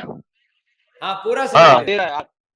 हाँ, तो मैं कहा कि जिसकी जान ये गई है, ये आपके रेमडेसिविर से, प्लाज्मा थेरेपी से, वेंटिलेटर से जाने जा रही है, आपके ऑक्सीजन थेरेपी से, उनको कौन पैसा देगा? और किस बात के? आप जब विज्ञान की बात करते हैं तो मान लीजिए कि मैंने यहां से जहाज पकड़ा और मैं पहुंचा अपने डेस्टिनेशन पे, मैंने टिकट कटाया, ठीक है ना, और अगर वो नहीं पहुंचा सकता है तो वो मुझे कुछ कंपनसेट करता है कि नहीं? पैसे उन जानों का कौन कौन कंपनसेशन देगा, आप बताइए। तो कृपया मुझे ये नहीं कहना कि आप लोगों को पता नहीं कैसे उनको कंपनसेट करेंगे, लेकिन कम से कम ये विज्ञान का हवाला नहीं दे। और ये इनको मैं थोड़ा बता देता हूं, ये डॉक्टरों को शायद मालूम नहीं है। साहब एक बात बताओ, 6th century to 11th century Europe में डार्क पीरियड था, और उसके बाद 11th century to 15th century वहां पे शैडो ऑफ डार्क पीरियड था। तो ये बताओ कि ये एलोपैथी डेवलप कैसे किया, ये कुछ इसका भी पता कर लो कुछ। और 1792 की जेंटलमैन मैगजीन है, ये जो जितने हमारे ये डॉक्टर जो कल बकवास कर रहे थे ना, आप 1792 में लंदन से जो पहली मैगजीन जो निकली थी जेंटलमैन, उसमें आप इंडियो रेनोप्लास्टी नाम का आर्टिकल जाके पढ़ लो, वो लंदन लाइब्रेरी में है कि किस तरीके से नाक का प्लास्टिक सर्जरी होता था। ठीक है ना। अब आप देख लीजिए, इनका फ्रॉड देख लीजिए। 30 देशों ने कहा कि हाइड्रोक्लोरोक्विन जो है वो बिल्कुल एफिकेशियस ड्रग है। बख्शी साहब और हम फौज में रहे हैं, हमको पहला चीज होता था कि हमको हाइड्रोक्लोरोक्विन पे डाला जाता था। ट्रंप साहब ने भी कहा, लेकिन उसको आपने फिर उसके मजाक उड़ाना शुरू कर दिया। उसको ये कहा कि वो बहुत सस्ता ड्रग था। वो फिर ये जो माफिया, जो टेलीविजन पे जो माफिया आता है ना, ये रोज का, ये आपको जो रोज के का बताता है, आज ये ड्रग निकल गया, आज ये निकल गया, ये इनका क्या होता फिर। और दूसरी चीज साहब, एक बात बताइए, आपको मैं बता देता हूं कि अंग्रेज के आने से पहले हमारी पूरी व्यवस्था जो थी वो गांजा के बेस था।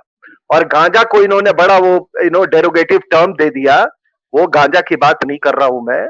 जितने आपके बेसिक ड्रग फॉर्मुलेशंस थे, वो गांजा को प्लांट्स का राजा बोला गया है। शायद बहुत कम लोगों को मालूम होगा कि पोर्श गाड़ी की बॉडी जो है वो पूरी गांजा प्लांट से बनी हुई है। ठीक है ना। वो बिल्कुल आपके लंग डिजीजेस के लिए जो गांजा के एक्सट्रैक्ट से जो बनता था दवाई, वो सबसे ये था।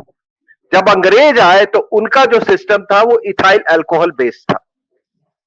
उन्होंने फिर थोड़ा पढ़ने जाके, ये डॉक्टर साहब लोग थोड़ा पढ़ लीजिए जाके जो RSN सिंह बोल रहा है, 1860 के आसपास में इन्होंने एक हेम्प कमीशन बनाया। गांजा को उसको क्रिमिनलाइज किया इन्होंने, और पूरी चिकित्सा पद्धति आपकी बर्बाद कर ली। ये जो डॉक्टर लोग सुन रहे हैं, थोड़ा आर्मिटेज जिसको फादर ऑफ इंडियन गायनेकोलॉजी कहा जाता है, उसकी आप पढ़ लें। उसने एक बार बोला था कि ये जितने जो आप हमारे सर्जरी के ऊपर में जो आप मार्वल करते हो, चकित होते हो, इस पर चकित होने की जरूरत नहीं है, ये हमने आपसे ही सीखा है। मेरे गांव के बगल में एक बहुत बड़ा लाइब्रेरी है, पुरानी 200-300 साल पुरानी है। आपको मैं 18वीं शताब्दी की एक पुस्तक दिखा दूंगा गायनेकोलॉजी की, जिसमें ये सारे इंस्ट्रूमेंट्स, गायनेकोलॉजिकल इंस्ट्रूमेंट्स का उसमें वो चित्र बनाया हुआ है। तो अगर आप कोई चीज जानते नहीं हैं तो आप कृपया ये माफियागिरी की बात ना करें। और दूसरी बात साहब, ये किसने कह दिया है, किसने कह दिया है कि डॉक्टरों को ये सेंस ऑफ एंटाइटलमेंट किसने दे दिया है कि तुमने महीने का 10 लाख रुपया बनाना है? ये किसने दे दिया है? यही बीमारी है। देखिए, ये पेटेंट की बात आप कर रहे हैं ना, जगदीश चंद्र बोस ने बहुत सारे ऐसे काम किए जो वो पेटेंट कर सकते थे। उनसे पूछा गया कि आप क्यों नहीं पेटेंट करते हैं, तो वो कहते हैं कि हमारे हिंदू शास्त्रों में कोई भी चीज जो मानव कल्याण के लिए हो, उस पर सबका अधिकार होता है।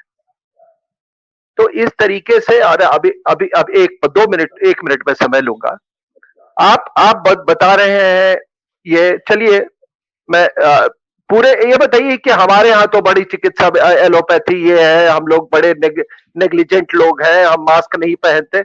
साहब, अमेरिका में 50% लोगों का वैक्सीनेशन हो गया, वहां क्यों लोग मर रहे हैं? मैं तो रोज सुबह पहला काम यही करता हूं।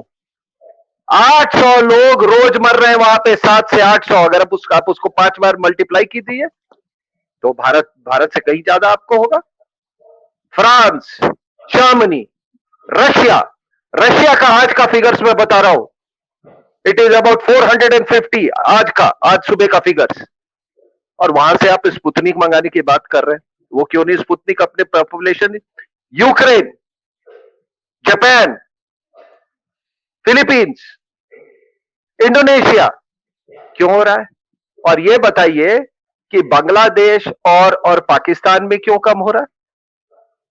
बांग्लादेश में तो बिल्कुल ही कम हो रहा है, बांग्लादेश के तो चारों तरफ इंडिया है। कभी इस बात पर गौर कीजिए आप, क्यों हो रहा है? क्या वहां पर आपके अनुसार बेड्स और ऑक्सीजन और ये डॉक्टर और नर्सेज बहुत ज्यादा है? नहीं। इसका कारण क्या है कि क्योंकि वहां पर ये फ्रॉड वाली जो इंफ्रास्ट्रक्चर जो है वो कम है, लोगों ने अपने आप को प्रकृति पे छोड़ दिया है, इसलिए वहां पर जो भी है प्रकृति अपनी जो उनकी जो पारंपरिक ये है, और आज भी यही हो रहा है हिंदुस्तान में। ये सारी मौतों के बाद अब लोग अस्पताल नहीं जाना चाहते हैं, नहीं जा रहे हैं। इसीलिए आप देखोगे अस्पतालों में भी बेड खाली है। तो ये सारा का सारा आज आप बाबा रामदेव को गाली दे दो। आप एक बात मैं बताता हूं साहब, ये बाबा रामदेव का इफेक्ट है कि आज आप कोलगेट का नया एक जो वर्जन देखोगे ना, जो हिंदुस्तान लीवर से ये जो भी अमेरिकन कंपनी से, उसमें नीम के पत्ते का वो उस पे चित्र है। ये बाबा रामदेव का इफेक्ट है, ठीक है? तो ये देखिए, ये जो मैंने आपको कहा, और दूसरा ये बायोलॉजिकल, ये डॉक्टरों के बायोलॉजिकल वॉरफेयर के बारे में क्या मालूम है? किस तरीके से अमेरिका में वहां नेशनल इंस्टीट्यूट ऑफ डिजीजेस में किस तरह से वहां पर ये इन्होंने बीमारी बनाई और उसी का उसका वैक्सीन भी बनाया और पेटेंट भी किया, और किस तरह से चाइना को गेन ऑफ फंक्शन, ये जीडी बख्शी साहब ने आपको बताया।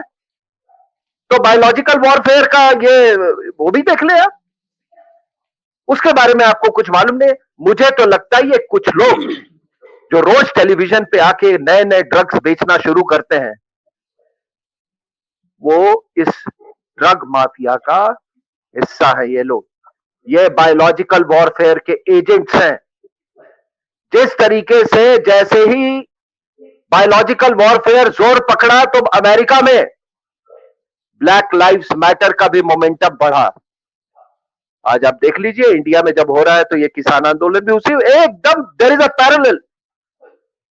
और आपने बिल्कुल सही कहा कि हमारे यहां ये अमेरिका में 3 माफिया है, आर्म्स माफिया, ऑयल माफिया और फार्मा माफिया। ज्यादातर जो वहां के राष्ट्रपति हुए हैं ऑयल माफिया से हुए हैं। एक ओबामा ही केवल एक था जो कि फार्मा माफिया का था। ट्रंप किसी माफिया का नहीं था। शायद बहुत कम लोगों को मालूम है कि ट्रंप एज प्रेसिडेंट वो तनख्वाह नहीं लेता था, इसीलिए उसको हटाने के लिए हो सकता है जैविक हथियार किया हो। जब पूरा हिंदुस्तान मर रहा है, दर्द से करा रहा हो, ये रेबन पहन के और रंग बिरंगे पगड़ी वाले ये सरदार और ये जो कुछ ये हमारे ये टिकैत जैसे लोग ये क्या कर रहे हैं? ये क्या कर रहे हैं? तुम एजेंट हो, तुम जैविक चीन द्वारा संचालित जैविक युद्ध के तुम एजेंट हो। मेरी बात अगर किसी को खराब लगी हो तो मैं उसके लिए माफी नहीं चाहता हूं। मैं अपनी बात मैं यहीं पे खत्म करता हूं और आगे हम बाबा जी को सुनेंगे। Thank you colonel R Singh साहब। सिंह साहब की खास बात है कि अपनी बातों में किसी को खुश करने के लिए नहीं बोलते, शब्दों का चयन भी उनका सीधा होता है। जैसे फौज में होता है ऑर्डर तो फिर ऑर्डर होता है, और शूट तो शूट होता है, फिर उसमें कोई बीच में का रास्ता नहीं होता। और सिंह साहब की ये शैली जो है देश में लोगों को पसंद आती है, और यही वजह है कि उनको करोड़ों लोग सुनते हैं। और सिंह साहब, आप कई सारे मुद्दे उठाए। मैं फिर कहूंगा कि किसी राष्ट्र और किसी देश के विकास की या तरक्की की पहचान 5 स्टार होटल नहीं, वो 5 स्टार हॉस्पिटल नहीं होते। अगर किसी देश में 5 स्टार टाइप के हॉस्पिटल बन रहे हैं तो इसका मतलब है कि देश बीमार है, मानसिक रूप से बीमार है। इसलिए आज हम अब दावत देता हूं उस शख्स को जिसके लिए ये आज की पूरी महफिल सजाई गई है, स्वामी बाबा रामदेव जी। आप अपनी बात बिल्कुल ऐसे कहिए कि आप रामलीला मैदान में खड़े हैं और पूरा देश आपको सुन रहा है। और आपके मन में किसी प्रकार, आप वैसे भी बहुत लीडर आदमी हैं, आपने बड़े बड़े आंदोलन देखे हैं, सरकार का दमन देखा है, लेकिन मैं फिर कहूंगा ये जो वस्त्र है ये कोई साधारण वस्त्र आपने नहीं ग्रहण किया हुआ है। ये वस्त्र एक पहचान है, एक शक्ति की पहचान है, एक सभ्यता की पहचान है, और आपने इसको सही तरह जिया है। लिहाजा मैं बाबा रामदेव को चाहता हूं वो आए और अपनी बात को पूरी बुलंदी के साथ रखें और ये माने कि जो भी उनको सुन रहा है और जो नहीं सुन रहा है, सब आपकी ताकत है। स्वामी बाबा रामदेव जी अपनी बात कहिए। ओम विश्वानि देव सवितर्दुरितानि परासुव यद्भद्रम तन्नासुव। ओम शांति शांति शांति। प्रथम तो मेरे परमादरणीय श्री पुष्पेंद्र कुलश्रेष्ठ जी, वो हमारे एक पुष्प हैं भारतीय संस्कृति सनातन, अपनी ऋषिजान परंपरा के, अपने पूर्वजों के स्वाभिमान के, शौर्य के, पराक्रम के वो प्रहरी हैं। मैं आपको प्रणाम करता हूं। और आपने यह जो एक संगच्छध्वम संवतध्वम की अलख जगाते हुए हमारे सभी परमादरणीय आत्मीय स्वजनों को एक मंच पर आप लेकर के आए, मैं जिनके लिए आपने अपने अभिभावक के रूप में जिनको आपने प्रस्तुत किया, जिनको अभी हम सुन रहे थे, परमादरणीय श्री RSN सिंह साहब को प्रणाम करता हूं। और मेजर जनरल बख्शी साहब, मैंने उनको बहुत बार सुना है, टीवी डिबेट से लेकर के हरिद्वार में भी आए थे, मैं उनसे प्रत्यक्ष में मिला।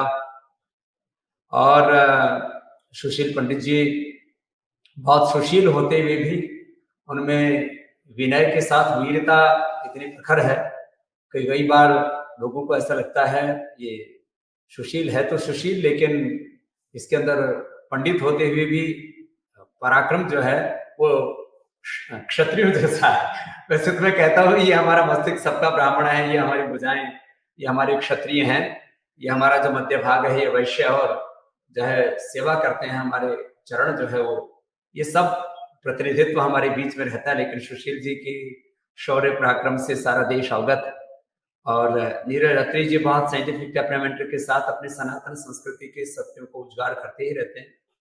और परमादरणीय श्री पवन सिन्हा जी, जो जिनको गुरुजी के नाम से ही प्रसिद्ध है, और उनके लाखों वीडियोस देश दुनिया के लोगों ने देखे। मैं बहुत कम देखता हूँ टीवी, क्योंकि मैं सुबह 4 बजे से लेके मेरा वर्किंग टाइम है 4 AM to 10 PM। लेकिन कभी कभी मेन स्ट्रीम मीडिया के साथ साथ सोशल मीडिया पर क्या चल रहा है कभी देखता हूँ, तो मुझे कम से कम जब मैं 10-20 वीडियो देखता हूँ तो एक कुलश्रेष्ठ जी का आ जाता है। तो मैंने एक दिन ऐसे ही देखा, मैंने कि ये व्यक्ति अपने सनातन सांस्कृतिक सत्यों को इतना पुरजोर आवाज देता है कि मैं कौन है जरा जानना चाहता हूँ। फिर मैं मतलब जैसे नजदीक आया तो मैंने सोचा ये तो अपने ही है। तो खैर यहां से अपनी बात शुरू करता हूँ। आज मेरे साथ यहाँ आदरणीय श्री KN सिंह जी हैं, जो NP सिंह जी हैं, और NP Singh ji senior IAS officer रहे और अब एक बहुत बड़ा कार्य है जिसके लिए मैकाले आदि के बारे में आप लोगों ने कहा। तो भारतीय शिक्षा बोर्ड के जो है वर्किंग चेयरमैन के तौर पर हमने इनको उत्तरदायित्व दिया, और बहुत बड़े दार्शनिक, वैज्ञानिक और बहुत अच्छे प्रशासनिक और पूर्ण समर्पित एक राष्ट्रवादी व्यक्तित्व हैं। तो आज अवसर नहीं था, फिर कभी हम और संवाद करेंगे। और आदरणीय राकेश जी, जो अपने सारा सोशल मीडिया के करीब 5 करोड़ लोगों की टीम अपने साथ में, जो मेरे अकाउंट से, श्रद्धेय पूज्य आचार्य बालकृष्ण जी के अकाउंट से, भारत स्वाभिमान पतंजलि और पतंजलि योग समिति, महिला पतंजलि योग समिति, भारत स्वाभिमान और पतंजलि किसान सेवा समिति, और अपने सोशल मीडिया का भी एक एक अभी तो जिले जिले में, गांव गांव में प्रभारी बना दिया। तो एक बहुत बड़ी ताकत है। और मुझे जैसे कल कुलश्रेष्ठ जी ने कहा कि सोशल मीडिया से भी एक बड़ी ताकत, सोशल मीडिया की भी एक बहुत बड़ी ताकत मेन स्ट्रीम मीडिया से भी ज्यादा बड़ी ताकत खड़ी हो चुकी है। खैर अब उसमें भी कई प्रकार से विदेशी अपना नियंत्रण करना चाहते हैं, लेकिन वो हो न सकेगा, क्योंकि देश तो भारत के कानून और संविधान से चलेगा।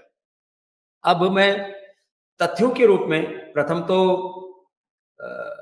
तथ्य रखने से पहले आप सबके प्रति अपने हृदय की कृतज्ञता, आभार और अपनी एक सदाशयता, अपना प्रेम अभिव्यक्त करता हूं, जो आप अपने आप को मुझ में देखते हैं।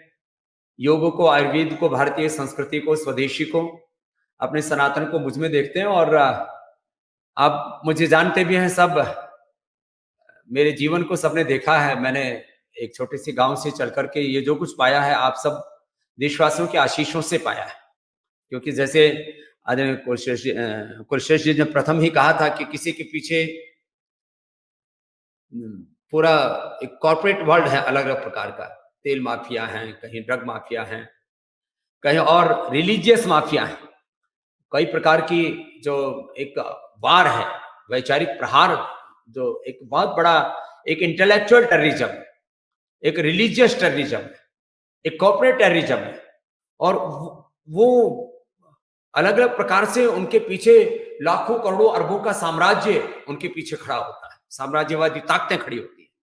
लेकिन मैं अपने आगे पीछे आप सब लोगों को, आप सब पुण्यात्माओं को देखता हूं, इस देश के 100 करोड़ से अधिक अपने सनातन हिंदू भाइयों को देखता हूं, और जो वैज्ञानिक सोच रखते हैं उन विश्वजनों को देखता हूं। भगवान और सत्य की ताकत अपने पीछे देखता हूं। उसके आधार पर कुछ 8-10 मूल तथ्य रखना चाहता हूं। बहुत सारे तथ्य और सत्य हमारे परमात्मा सिंह साहब ने भी रखे, और बहुत बातें हुई हैं, लेकिन उसमें कुछ जो है बहुत गंभीर बातें कि एलोपैथी में मैंने कहा है कि इमरजेंसी के तौर पर, आपद धर्म के तौर पर उनके पास जो ड्रग्स हैं, कभी आवश्यकता पड़ी कि लगा कि शुगर 500-700 हो गया और आपने इंसुलिन ले लिया तो कोई गुरेज नहीं, बीपी बढ़ गया 200-250 हो गया, या कभी जो है कोई ऐसी परिस्थिति आई कि बॉडी में बहुत इन्फेक्शन हो गया और आपको कभी कोई, या बॉडी रेस्पॉन्ड नहीं कर रही है, कभी आपने स्टेरॉइड दिया या कभी आपने एंटीबायोटिक्स दिए, इतने तक मैं इमरजेंसी के तौर पर 1-2 दिन 5-7 दिन कभी किसी ने प्रयोग किया, उतने अर्थ में मैं उसको सत्य मानता हूं और सहयोगी भी मानता हूं। शल्य चिकित्सा के बारे में जैसा आदरणीय सिंह साहब ने भी कहा और सभी हमारे परम आदरणीय विद्वानों ने, विचारकों ने कहा है, उसका आविष्कारक हमारे पूर्वज महर्षि सुश्रुत, और हमारे जिनको ये लोग गंवार कहते हैं, अनपढ़ कहते हैं, उन लोगों ने इस शल्य चिकित्सा का आविष्कार किया और माना कि उन्होंने उसमें बहुत उन्नत किए, हम उसका सम्मान करते हैं। माना कि 2 चीज आपके पास है, कि आपके पास में कुछ लाइफ सेविंग ड्रग्स है और आपके पास में एडवांस सर्जरी भी है, लेकिन 2 चीजें आपके पास हैं तो 98 चीजें हमारे पास है। क्योंकि मैं चारों वेदों का अध्ययन, ऋग यजुर साम अथर्व का मैंने अध्ययन किया, मैंने महर्षि चरक धन्वंतरी को पढ़ा और जिया है, मैंने एकादशोपनिषद, रामायण, महाभारत और भगवत गीता को पढ़ा है और जिया है। गुरुकुल का विद्यार्थी रहा। लोग इसकी भी मखौल उड़ाते हैं कि तुम्हारे पास में डिग्री क्या? मैंने कहा मेरे पास में वो डिग्री है जो भगवान राम और भगवान कृष्ण के पास थी, गुरु शिष्य परंपरा की जो शिक्षा दीक्षा परंपरा है, मैं उसमें शिक्षित और दीक्षित हूं। मैं बेपढ़ा लिखा सन्यासी हूं, अनपढ़ नहीं, मैं गंवार नहीं। हाँ, इतनी बात जरूर है, मैंने अपने गुरु के कहने से कोई डिग्री नहीं ली, लेकिन आज हमने हजारों बालकों को डिग्री दी है। 8-10 विश्वविद्यालयों ने मुझे डीलिट और पीएचडी आदि की डिग्री दी है, डॉक्टरेट की डिग्री दी है। मैं उसकी बात ही नहीं कर रहा हूं। Without any degree, without any designation, without any salary, without any interest, हाँ, मैं सुबह 4 बजे से लेकर के रात को 10 बजे तक सेवा करता हूं। सेवा को अपना धर्म मानता हूं और सेवा धर्म, योग धर्म, अध्यात्म धर्म, वेद धर्म, ऋषि धर्म में जीता हूं। तो कुछ बातें मैं कहना चाहता हूं। हमारे पास में 100 से ज्यादा बड़ी बीमारियों का समाधान है। कल मैंने एक दैनिक भास्कर में और आज एक पंजाब केसरी में इंटरव्यू दिया, उन्होंने कहा कि स्वामी जी, यदि आपके पास इतना ज्ञान है कि आप सैकड़ों बीमारियों का समाधान कर सकते हैं तो आपको तो नोबेल पुरस्कार मिलना चाहिए। मैंने कहा यदि ईमानदारी से नोबेल पुरस्कार दिया जाए तो कम से कम 100 नोबेल पुरस्कार लेने का मैं हकदार हूं, लेकिन मुझे नहीं चाहिए, क्योंकि मुझे सैकड़ों करोड़, 100 करोड़ से ज्यादा लोगों का मुझे सत्कार और उनका सम्मान, उनका प्रेम प्राप्त है। मैं आपको कुछ बातें कहना चाहता हूं कोविड के बारे में।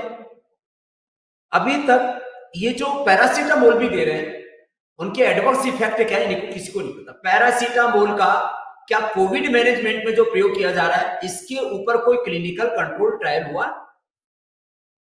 क्या फेविफ्लू का, क्या अभी जो अलग अलग ये स्टेरॉइड दे रहे इन सब का, या और जो भी एंटीबायोटिक्स दे रहे, किसी भी एक ड्रग का क्या क्लिनिकल कंट्रोल ट्रायल हुआ है? उत्तर है कतई नहीं हुआ। आज एक बालक मेरे पास आया, उसका पिता, और उन्होंने पूरा साइंटिफिक रिसर्च करके और मेरे सामने कुछ स्टडी रखी कि जब भी कोई बैक्टीरिया या वायरस अंदर जाता है, ये तो साइंटिफिक ट्रूथ है और इसके सब ट्रायल हो चुके हैं कि जब भी कोई बैक्टीरिया वायरस हमारे बॉडी में जाएगा तो बॉडी का टेम्परेचर बढ़ेगा उस वायरस को, उस बैक्टीरिया को या फंगस को किल करने के लिए। अब जो बैक्टीरिया वायरस या फंगस अंदर गया उसको किल करने के लिए जो टेम्परेचर बढ़ा, आपने उस टेम्परेचर को डाउन कर दिया, अपनी इम्यूनिटी को अपने अलग अलग प्रकार के दूसरे केमिकल्स देकर के सप्रेस कर दिया। आपने अपने शरीर को लड़ने ही नहीं दिया, जैसे सिंह साहब कह रहे थे अभी, वायरस के खिलाफ, बैक्टीरिया के खिलाफ, फंगस के खिलाफ। तो आप जो भी कोविड मैनेजमेंट के लिए ड्रग इस्तेमाल कर रहे हैं, किसी का कोई क्लिनिकल कंट्रोल ट्रायल नहीं हुआ। हमने जो कोरोनिल दिया है इसका double blind clinical control trial किया ही नहीं, उसको इंटरनेशनल जर्नल में पब्लिश किया।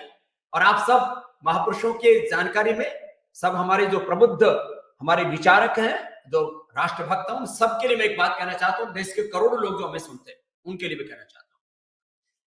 हमारी कोरोनिल के जो इंटरनेशनल जर्नल्स में जो उसको पब्लिश भी हुआ तो उसमें भी लोगों को 6 महीने लग गए पब्लिश करने में। बोलिए ये कैसे हो सकता है कि एलोपैथी की कोई दवा ना आए कोरोना के लिए और कोई double blind clinical control trial करके हमको दे दे, उस स्टडी को प्रकाशित कैसे कर सकते हैं, वो भी इम्पैक्ट 3, 4, 5 के जर्नल्स में, लेकिन उनको प्रकाशित करनी पड़ी। तो वर्ल्ड की पहली double blind clinical control trial based यदि कोई मेडिसिन है तो कोरोनिल है, और उसका एक कोई एडवर्स इफेक्ट नहीं, सिंगल नो एडवर्स इफेक्ट। और उसका पूरा डोज से लेकर के उसके पूरे अलग अलग हमारे लिवर, किडनी, हार्ट, ब्रेन आदि पर उसकी इफेक्ट से लेकर के किस तरह से कोरोना के वायरस को उसका जो प्रोटीन हमारे बॉडी के प्रोटीन के साथ उसको मिलने से रोकने के लिए कैसे वो लेयर खड़ा करता है, अश्वगंधा का विथिनॉन और गिलोय का टिनोकार्टिसाइड, ये हमने सबसे पहले साइंटिफिक प्रूफ के साथ प्रस्तुत किया। चलो, भारत में दवा बनाते, उसके लिए लाइसेंस अथॉरिटी है, हमने लाइसेंस ले रखा है दवा बनाने का। हमने कोरोना की मेडिसिन के तौर पर उसको मान्यता दिला दी साइंटिफिक रिसर्च करके। उसके बाद में उसको फर्जी दवा कहते हैं, हमारे सो कोल्ड आईएमए वाले भाई, सो कोल्ड हमारे एलोपैथी वाले कुछ ड्रग माफिया। क्यों भाई? जिन पैरामीटर्स पर तुम रिसर्च करते हो, मैं आप सब महापुरुषों की जानकारी के लिए बताता हूं, योग आयुर्वेद में हमने अभी शायद कई सौ रिसर्च पेपर हमने पब्लिश कर दिए, और 100 से ज्यादा हमारी जड़ी बूटियों के ऊपर जो बेसिक रिसर्च, हमारे जो ड्रग डिस्कवरी की पूरा जो साइकिल है, उसमें सबसे पहले सेल लाइन ट्रायल होता है, फिर एनिमल ट्रायल होता है, फिर ह्यूमन ट्रायल होता है। बेसिक जो उसके ऊपर रिसर्च होता है सेल लाइन ट्रायल से लेकर के और एनिमल ट्रायल तक, करीब 1000 प्रकार की पेड़ पौधे, वनस्पतियां, जड़ी बूटियां, रस, रसायन, भस्म, पिष्टी, पाक, अवलेह, चूर्ण, वटी, इसके ऊपर हम काम कर चुके। तो वर्ल्ड में सबसे ज्यादा आयुर्वेद पर रिसर्च हमने किया। और आप सब महापुरुषों की जानकारी के लिए भी बता देता हूं, इसमें करीब हमने 500 करोड़ रुपए इन्वेस्ट किया, और आने वाले कम से कम 5-10 सालों में इसमें हमें 5000 करोड़ रुपए भी खर्च करना पड़ा। तो आप सबके आशीर्वाद से, इस देश के आशीर्वाद से हम खर्च करेंगे। और ये जो बात जो अभी पवन सिन्हा जी, गुरु जी जो बोल रहे थे बात कि इनको केवल बाजार दिखता है पूरी दुनिया, हमको पूरा देश और दुनिया परिवार दिखता है, उपचार और उपकार की भावना से हम इस काम को करेंगे। ये पूरी दुनिया में करीब 200 लाख करोड़ रुपए का व्यापार करते हैं। और मैं कहता हूं, यदि भारत सरकार साथ देगी तो भारत सरकार के साथ, और यदि किसी कारण से किसी भी सरकार ने, किसी संस्था ने विरोध किया तो विरोध के बावजूद हम इस काम को करें। और पूरी दुनिया को क्या कह देंगे हम, वो मैं एक एक करके बताना चाहता हूं। हम पूरा वायरोलॉजी के ऊपर भी काम करेंगे। वायरोलॉजी के साथ साथ जो बड़ी थ्रेट्स हैं, मैंने कितनी बार कहा है, कोरोना से कोई मर ही नहीं रहा, मर रहे लंग के वीक होने से, मर रहे हार्ट के वीक होने से, मर रहे नर्वस सिस्टम के वीक होने से, मर रहे हैं इम्यूनिटी के वीक होने से, मर रहे हैं बीपी के बढ़ने से, मर रहे हैं शुगर के बढ़ने से, मर रहे हैं डर से। अब इसका इनके पास कोई इलाज ही नहीं। मैं कहता हूं भाई, पूरी दुनिया के सारे साइंटिस्ट आ जाए, पूरी दुनिया के डॉक्टर आ जाए, 1-1000 लोगों के रहने के लिए यहां व्यवस्था है, 5000, 10,000 लोगों के लिए रहने के लिए पतंजलि में व्यवस्था है। मैं उनके रहने, खाने, पीने की सब व्यवस्था कर दूंगा, और जो महादरिद्र हैं उनके आने जाने का किराया भी दे दूंगा। उनको यदि प्लेन से आना पड़ा तो प्लेन का भी टिकट दे दूंगा। भगवान ने मुझे इतना सामर्थ्य दे रखा है, मैं भारत का एक समर्थ सन्यासी हूं और आप लोगों ने मुझे ताकत दी। तो मैं उन सबको आमंत्रित करता हूं, मैं दुनिया के सारे डॉक्टर्स का बीपी क्योर करता हूं, कर सकता हूं, करता हूं, किया है। उनके पास बीपी का कंट्रोल है, हमारे पास बीपी का क्योर है। टाइप 1 टाइप 2 डायबिटीज मैंने लाखों लोगों की टाइप 2 डायबिटीज ठीक की थी। टाइप 1 डायबिटीज मैं अभी हजारों लोगों की ठीक कर चुका हूं पूरे साइंटिफिक एविडेंस के साथ। 10-20 दिनों में मैं प्रोस्टेट कैंसर अच्छा कर देता हूं, 1-2 महीने में ब्लड कैंसर अच्छा कर देता हूं, प्रूफ के साथ, सारे एविडेंस है। 1 करोड़ से ज्यादा लोगों के तो डेटाबेस हमारे पास में रिकॉर्ड में है। 5 करोड़ लोगों के हमारे पास में डेटाबेस हमारे चिकित्सालयों पर है। 10 करोड़ लोगों का योग सिखाने का डेटाबेस हमारे संस्था के पास है। और मैंने ये 20 लाख किलोमीटर की यात्रा करके ये सारा कुछ किया है। जो लोग जैसे अभी बोल रहे थे हमारे RSN साहब की ये जो बकवास करते हैं टीवी पर आकर के, उनसे पूछा जाए उनका योगदान क्या है। स्वामी रामदेव ने तो इस देश और दुनिया के कम से कम 100 करोड़ से ज्यादा लोगों को योग सिखा के आरोग्य दिया है, उनको स्वास्थ्य दिया, उनको सुख दिया, उनको शांति दी, उनका जीवन बदला है, उनको physical, mental, spiritual, social health दी है। कुछ लोगों को पॉलिटिकल हेल्थ भी दी हो, एक अलग विषय है, वो आज का सब्जेक्ट नहीं है। लेकिन एक बात मैं एक बात ही कहता हूं, मैं और कोई भी प्रयोग कर सकता है, और जो ज्ञान सार्वजनिक हो जाता है उसका कोई पेटेंट कर नहीं सकता। जो बौद्धिक संपदाओं के जो है पेटेंट का ये जो पूरा ढकोसला रच के पूरी दुनिया को अपनी मुट्ठियों में अपने जो है नुकीले नाखूनों से जो नोचना चाहते हैं, उनके लिए बात कहना चाहता हूं।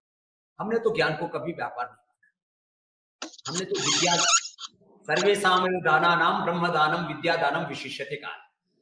लौकी का जूस पी ले कोई भी डॉक्टर घर में रह करके। मैंने तो सैकड़ों एलोपैथी के MBBS MD डॉक्टर्स को का बीपी क्योर किया, शुगर थायराइड क्योर किया, वो कह रहा हूं।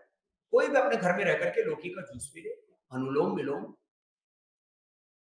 भ्रामरी, ओम, शीतली, शीतकारी, एक सुनिश्चित समय 1 घंटा मैक्सिमम मैं बोलता हूं, 1 घंटा कर लो। बाद में नियमित रूप से खाली 15-20 मिनट भी करते रहना, बीपी क्योर हो जाएगा घर बैठे। कोई भी कर ले, इसमें दिक्कत क्या है?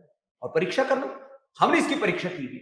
हाँ, जो हमने बनाई दवाई मुक्तावती और बीपी ग्रिड, उसका क्लिनिकल कंट्रोल ट्रायल किया हुआ, उसका हमने seller trial in vivo in vitro किया हुआ है, उसका ह्यूमन ट्रायल भी किया हुआ है। अब बात आती है शुगर की। खीरा, करेला, टमाटर, जिसके लिए पवन सिन्हा जी बोल रहे थे हमारे, गिलोय, और उसके अंदर चिरायता, सदाबहार, गुड़मार। अब ये 7 चीजों का काढ़ा कोई घर पे पी ले, उसका पेनक्रियाज एक्टिवेट हो जाएगा। जिनकी HbA1c 14 थी, उनको मैंने 14 दिन के अंदर 14 से उसको 5-6 पे लिया है, जो नॉर्मल शुगर आते हैं। डायबिटीज के पेशेंट, नॉन डायबिटिक को वर्ल्ड की पहली इंटरनेशनल जर्नल्स में जो स्टडी प्रकाशित की कि डायबिटीज के पेशेंट नॉन डायबिटिक होते हो, पतंजलि ने की थी, देश के 60 जिलों में की थी। और अब वो टाइप 2 डायबिटीज के लिए किया था। टाइप 1 डायबिटीज जो इंसुलिन पर डिपेंडेंट बच्चे जो 50-60 इंसुलिन ले रहे थे, मेरे पास हर समय 25 से 50 बच्चे यहाँ भर्ती रहते हैं योग ग्राम में, जहां भी मैं बैठ करके आपसे बात कर रहा हूं। और मैं तो कहता हूं पूरे दुनिया के साइंटिस्ट आ जाएं, डॉक्टर आ जाए, पेशेंट लेकर जाए, टाइप 1 टाइप 2 डायबिटीज हम क्योर करते हैं इन्हीं चीजों से, योग से। किसी को ज्यादा जरूरत होती तो कुछ जड़ी बूटियों का एक्सट्रैक्ट निकाल कर मैंने मधुनाशिनी मधुकिट बना रखा, पूरे साइंटिफिक वैलिडेशन के साथ, साइंटिफिक वैलिडेशन के साथ, रिसर्च के साथ, और उसकी टॉक्सिसिटी के साथ कि ये कितनी मात्रा तक, 8 गुना तक हमने दवाइयों की मात्रा देकर के देखी हुई है। जो भी रस रसायन, भस्म, पिष्टि, पाक, अम्ले, चोट, वटी जो आयुर्वेद में दी जाती है, 8 गुना तक हमने उसकी टॉक्सिसिटी को चेक किया हुआ है, टॉक्सिसिटी, और उसका साइंटिफिक वैलिडेशन का पूरा जो है हमारे पास में प्रूफ है। क्योंकि आज जो हम संवाद कर रहे हैं, इसको डॉक्टर्स भी सुन रहे हैं, साइंटिस्ट भी सुन रहे हैं, सरकारें भी सुन रही है, और मैं चाहता हूं सुने। अब मैंने एक बयान दे दिया बीच में कि मैं गलत काम मैंने किया, मैं भगवान के विधान को और देश के संविधान को मानता हूं, उसका अतिक्रमण नहीं करता, इसलिए मैंने एक बीच में स्टेटमेंट दे दिया। मैं इनके बाप से भी नहीं डरता, उसी को हेडलाइन बना दिया। मैं भगवान से डरता हूं, मैं सत्य, धर्म, न्याय से डरता हूं, अन्याय नहीं करता हूं। ये तो अन्याय कर रहे, ये इनजस्टिस कर रहे हैं। पूरी दुनिया में अस्पृश्यता, अन्याय, असमानता, इसका विरोध हो रहा है। और ये एलोपैथी वाले, ये ड्रग माफिया, ये फार्मा माफिया, ये मेडिकल माफिया, मेडिकल टेररिज्म फैलाने वाले, ड्रग टेररिज्म फैलाने वाले, वो हमको कहते हैं कि तुम अस्पृश्य हो, ये अनटचेबिलिटी कहां से आ गई, इनइक्वलिटी कहां से आ गई, ये असहिष्णुता, इंटॉलरेंस कहां से आ गया। बाकी जगह ये बात करते हैं इंटॉलरेंस नहीं होना चाहिए, इनइक्वलिटी नहीं होना चाहिए, इनजस्टिस नहीं होना चाहिए, चाहे अनटचेबिलिटी नहीं होनी चाहिए। मैं तो गुरुकुल का पढ़ा हुआ, लेकिन इनकी भाषा मुझे बीच बीच में अंग्रेजी के शब्द इसलिए बोलने पड़ रहे हैं, रोज दुआई देते हैं सबको फ्रीडम, आजादी भाई आजादी, प्रश्न पूछने चाहिए। मैंने प्रश्न पूछ लिए तो सबकी बोलती बंद हो गई। वो फ्रीडम की बात कर रहे हैं, मैं आजादी का पक्षधर हूं और मैं पूरी तरह से आजाद हूं, और सन्यासी तो वैसे ही आजाद होता है। भैया मैंने प्रश्न पूछ लिए तो मिर्ची क्यों लग गई? और आज तक उनसे किसी प्रश्न का उत्तर नहीं बन रहा, और मैं सारे प्रश्नों का उत्तर दे रहा हूं। हमारे पास में बीपी का क्यों रहा है, हमारे पास में शुगर का क्यों रहा है, प्रोस्टेट कैंसर 1 सप्ताह से लेकर के 1 महीने में मैं क्योर करता हूं। कोई भी पेशेंट लेकर के आ जाओ जिसका पीएसए लेवल 50, 100, 150, 200 बढ़ा हो, जो उसका प्रोस्टेट भी 20 ग्राम के बजाय 50 ग्राम तक का हो गया, प्रोस्टेट कैंसर, ब्लड कैंसर में लगभग 1 महीने में मैं उसका क्योर करके दे दूंगा, लेकर के आ जाओ। मैं अस्थमा क्योर करता हूं। ये तो कहते हैं जिंदगी भर जब तक दम रहेगा तब तक दमा रहेगा। मैं अर्थराइटिस, आरए फैक्टर 20 होना चाहिए, जिनका 1000-1500 तक चला गया था, मैंने उनको क्योर किया। करता हूं वो मैंने किया है, मैंने अर्थराइटिस क्योर किया है, आरए फैक्टर क्योर किया है, सीआरपी मैंने नॉर्मल किया, एंक्लोजिंग स्पोलाइटिस का पूरी दुनिया में कोई इलाज नहीं है। मैंने autoimmune disease, SLE, MS, autoimmune disease को क्योर किया है, और पूरे साइंटिफिक एविडेंस प्रूफ मेरे पास में। मैंने genetic BP, sugar, thyroid, genetic disease को क्यों किया, नस्लें सुधारी हमने। ये तो कुत्ते, गधे, घोड़े, मकोड़े, कीड़ों पर अनुसंधान करते, उनकी नस्लें सुधारते, उनमें ये फसलों की नस्लें सुधारने की बात कर रहे हैं, जिसके लिए हमारे अतीश साहब ने शुरू में बोला कि ये जो है जीएम फूड खिला करके हमारे जेनेटिक्स को चेंज करना चाहते हैं। मैंने आदमी की नस्लें सुधारी, जिनको genetic BP, sugar, thyroid, arthritis, asthma था, उनका जेनेटिक रोग भी मैंने ठीक किया है, योग आयुर्वेद के बल पर। मैं कहता हूं मेरी कोई औकात नहीं है, हैसियत नहीं है, मैं तो एक बहुत अदना सा आदमी हूं, लेकिन ऋषियों के ज्ञान के बल पर, 4 वेदों के ज्ञान के बल पर, गौतम, कणाद, जन्य, पाणिनि, पतंजलि, भगवान राम, कृष्ण, हनुमान के बल पर, इस देश के 100 करोड़ से ज्यादा लोगों की ताकत के बल पर मेरे पास ताकत है, बाकी मेरी कोई ताकत नहीं। बीच में थोड़ा सा और बताऊंगा, एक आहुति उसकी भी दे देता हूँ। 100 करोड़ रुपए का मेरे ऊपर बोली मार हानि का मुकदमा ठोक रहे, मुकदमा तो मुझे ठोकना चाहिए, उनकी इज्जत ही नहीं, उनकी बेइज्जती क्या होगी? जिनकी इज्जत ही नहीं है उनकी बेइज्जती क्या होगी? मानहानि तो मुझे करनी चाहिए। भगवान ने मेरे साथ एक बहुत बड़ा सामाजिक, आर्थिक, धार्मिक, राजनीतिक, बहुत बड़ा वैचारिक मेरे साथ में साम्राज्य जुड़ा है। हानि मेरी कर रहे हो और उल्टा मुझ पर तुम मानहानि का मुकदमा कर रहे हो। ये तो इससे बड़ा और बौद्धिक दिवालियापन क्या होगा? तो खैर आज एक कार्टून छापा था, जब वो हमारे भाई जो कन्वर्जन पे लगे हुए कि उनकी पतलून उठा करके कि बाबा जी ने इनकी पतलून उतार दी और इनके वो क्या वो कान में मापने वाला टुक वाला उतार के। मैं कुछ नहीं कर रहा भाई, तुम मुझसे डरते क्यों? और तुम हर समय आजादी की मांग करते हो, भाई आजादी, भाई आजादी। मैंने एक आजादी का नारा लगाया कि भाई सबको जीने का अधिकार है, सबको बोलने का अधिकार है। राइट टू स्पीच की बात करते हो, राइट टू लाइफ की बात करते हो, right to eat, right to education की बात कर रहे हो, तो मेरी आवाज को क्यों दबाना चाहते हो भाई? और भाई अब तो मैं बिल्कुल नहीं दबाऊंगा, वैसे पहले भी नहीं दबा था और अब तो कतई नहीं दबाऊंगा। और एक बात और कहता हूं, जब तक जीऊंगा, वैसे तो 50 साल से पहले जाने का मेरा इरादा है नहीं, हो सकता है 60-70 भी जी जाऊं, और आगे की बात कर रहा हूं, पीछे की नहीं। तो भाई दिक्कत क्या है? स्वामी रामदेव से दिक्कत क्या है? और मैं आपको कहता हूं, मैं 5-7 कुछ बड़ी बातें आपको बताता हूं। पूरी दुनिया में प्लेटलेट बढ़ाने की कोई दवाई नहीं। गिलोय और पपीते के पत्तों का रस, इन मात्र 2 चीजों से, किसी को ज्यादा लेना हो तो फिर अनार, थोड़ा उसमें एलोवेरा और ये जो है व्हीट ग्रास हो गया, मात्र 2 चीजों से पूरी दुनिया को मैंने पहली बार बताया कि गिलोय और पपीते के पत्तों के रस पीने से प्लेटलेट बढ़ जाते हैं। मैं यदि प्लेटलेट बढ़ाने की दवाई बनाऊं तो पूरी दुनिया में कम से कम, जो आप पवन सिन्हा जी 10-20 हजार करोड़ की बात कर रहे थे, मैं 10-20 हजार करोड़ तो खाली प्लेटलेट बढ़ाने वाली इनकी पूरी एलोपैथी वालों के पास में कोई दवाई नहीं, और without any adverse effect. Adverse effect के कारण से ये WHO की रिपोर्ट है, ये जो है सारी दुनिया की बड़ी एजेंसियों की रिपोर्ट है, इनके 500 ड्रग्स इनको वापस लेने पड़े एडवर्स इफेक्ट के कारण से। तो खैर अलग बात करता हूं अगली। इनके पास हेपेटाइटिस का कोई ट्रीटमेंट नहीं, डॉक्टर भारत के बहुत बड़े डॉक्टर हैं, डॉक्टर सलीम, मेरे मित्र हैं, मैंने उनसे कहा डॉक्टर साहब आपके पास में हेपेटाइटिस ए बी सी का कोई ट्रीटमेंट है? मैं चैलेंज के साथ आज बोल रहा हूँ और आप सब भी बोलना इस बात को, वर्ल्ड के सारे हेपेटाइटिस ए बी सी के पेशेंट स्वामी रामदेव क्योर करने का दावा कर रहा है और करके दिखाया। हजारों पेशेंट का डेटाबेस मेरे पास। फैटी लिवर ग्रेड 1 1 सप्ताह में, फैटी लिवर ग्रेड 2 2 सप्ताह में, फैटी लिवर ग्रेड 3 3 सप्ताह के अंदर, और लीवर सिरोसिस 1 से 2 महीने के अंदर मैं क्योर करने का दावा करता हूं। किससे? कपाल भाती, जीरा धनिया सौंफ मेथी अजवाइन का पानी पी लो, और भूमि आंवला, पुनर्नवा और मकोई। कोई पेटेंट नहीं करवा रखा मैंने, ना मुझे कपाल भाती अनुलोम विलोम करने की कोई रॉयल्टी देता, ना मैं लेता हूं और ना मैं लूंगा, और ना मैं जो अब आपको बता रहा हूं क्या चीज है भैया। भूमि आंवला, पुनर्नवा, मकोई, सब दूर सब जगह भारत में खड़ा पड़ा है, पी लो भाई। मैं कब कहता हूं सर्वकर पतंजलि का खरीदो? मैं तो रोज टीवी चैनल पे बोलता हूं, रोज मेरा पहले आस्था पर फिर इंडिया टीवी पर लाइव आता है। मैं कहता हूं भैया, जो थोड़ा मजाक में बोलता हूं कि जो आलसी जीवात्मा है वो पतंजलि का प्रोडक्ट लेना, बाकी अपने घर में एलोवेरा लगाओ, अपने घर में गिलोय लगाओ, अपने घर में तुलसी लगाओ, उसको खाओ, उसको पियो। हमने लिवोग्रिड बनाई, आप लोगों की जानकारी के लिए आप रिसर्च पेपर ये जाकर के पढ़ सकते हो। ये रिसर्च की बात करते हैं, 2DG की भी पहला रिसर्च पेपर पतंजलि ने प्रकाशित किया था। ये सारे देश को पता है, सारी दुनिया को पता है। 1 लाख लोगों ने वो रिसर्च पेपर पढ़ा, 1 लाख लोगों ने। अब कोई इनको इन जो है कहते हैं ना आंख के अंधे, और आगे ज्यादा बोलूंगा नहीं, जो है इनको कौन समझाए? देख तो लो कि हमने क्या।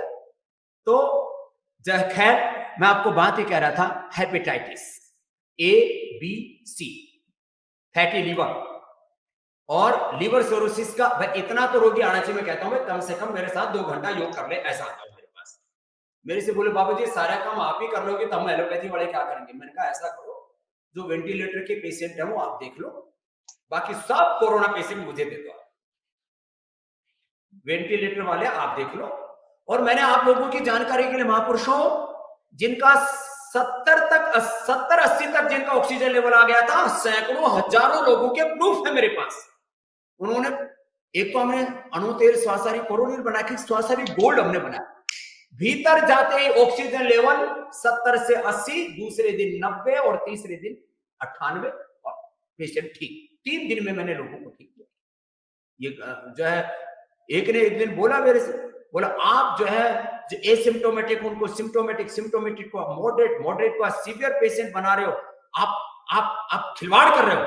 मैंने कहा बकवास करना बंद करो। इस देश में यदि तुमने, मैं थोड़ा सा उनको लिबर्टी दे देता हूं, यदि तुमने 10% रोगी बचाए होंगे तो हमने 90% इस देश में करोड़ों लोगों को कोरोना हुआ। हॉस्पिटलों में जाने वालों की तो संख्या मुश्किल से 10% थी, उसमें तुमने कितने बचाए तुम जानो। वेंटिलेटर से कितने लोग वापस आए, जैसे सिंह साहब कह रहे। हमने इस देश के 90% से ज्यादा लोगों की योग आयुर्वेद के बूते पर, अपने परंपरागत विज्ञान के बूते पर लोगों की जानें बचाई, और पूरे साइंटिफिक रिसर्च के साथ, एविडेंस के साथ, प्रूफ के साथ। कोई हम तंत्र मंत्र यंत्र षड्यंत्र नहीं करते, कोई ढोंग आडंबर पाखंड नहीं रचते। सबको पता है स्वामी रामदेव से कुछ लोग इसलिए भी चढ़ते, ठीक है थोड़ा सा कभी कभी कड़वा बोल देता हूं, आगे से उसका भी थोड़ा ध्यान रखूंगा, जमाना बड़ा खराब हो गया है। तो मैं थोड़ा सा बस इतनी सी बात आप लोगों से ये निवेदन कर रहा था कि इनके पास यदि 2% इनके पास विज्ञान की ताकत है, तो हमारे पास में 98% वैज्ञानिक मापदंडों के आधार पर योग, आयुर्वेद और अपने सनातन ज्ञान की ताकत है। वैदिक ज्ञान और आधुनिक अनुसंधान दोनों की ताकत। इसलिए बस ये कहता हुआ कि यह जो युद्ध है ये तो चलेगा, और इसमें आप सबका साथ है, आप सबका प्रेम है, और हम इस लड़ाई को लड़ेंगे और जीतेंगे। क्योंकि वेद का एक मंत्र मैंने पढ़ रखा था बचपन से, अहम इंद्रो न पराजित्य, मैं कभी पराजित होने वाला नहीं। कृतम में दक्षिण हस्ते जयो में सव्य आहि, ये दाएं हाथ में मेरा कर्म और बाएं हाथ में विजय।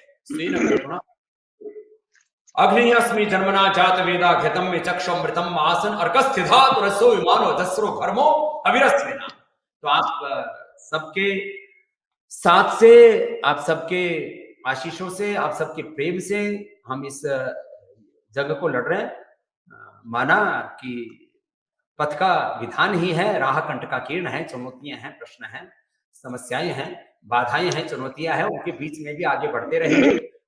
और दरअसल मेरे ऊपर ना मुकदमे 1000 से कम होके देते नहीं, पहले ही 700-800 कुछ हो गए थे, तो अभी मुझे लगता है 100-200 का प्रसाद अब और मिलेगा, तो तो होने दो, फिर जब जरूरत पड़े तो आप भी, मैंने कहा ना कि मुकदमे तो उनके ऊपर होने चाहिए कि एक सन्यासी का तुम बेवजह क्या गुनाह किया है स्वामी रामदेव ने, उसका तुम अपमान कैसे कर सकते हो?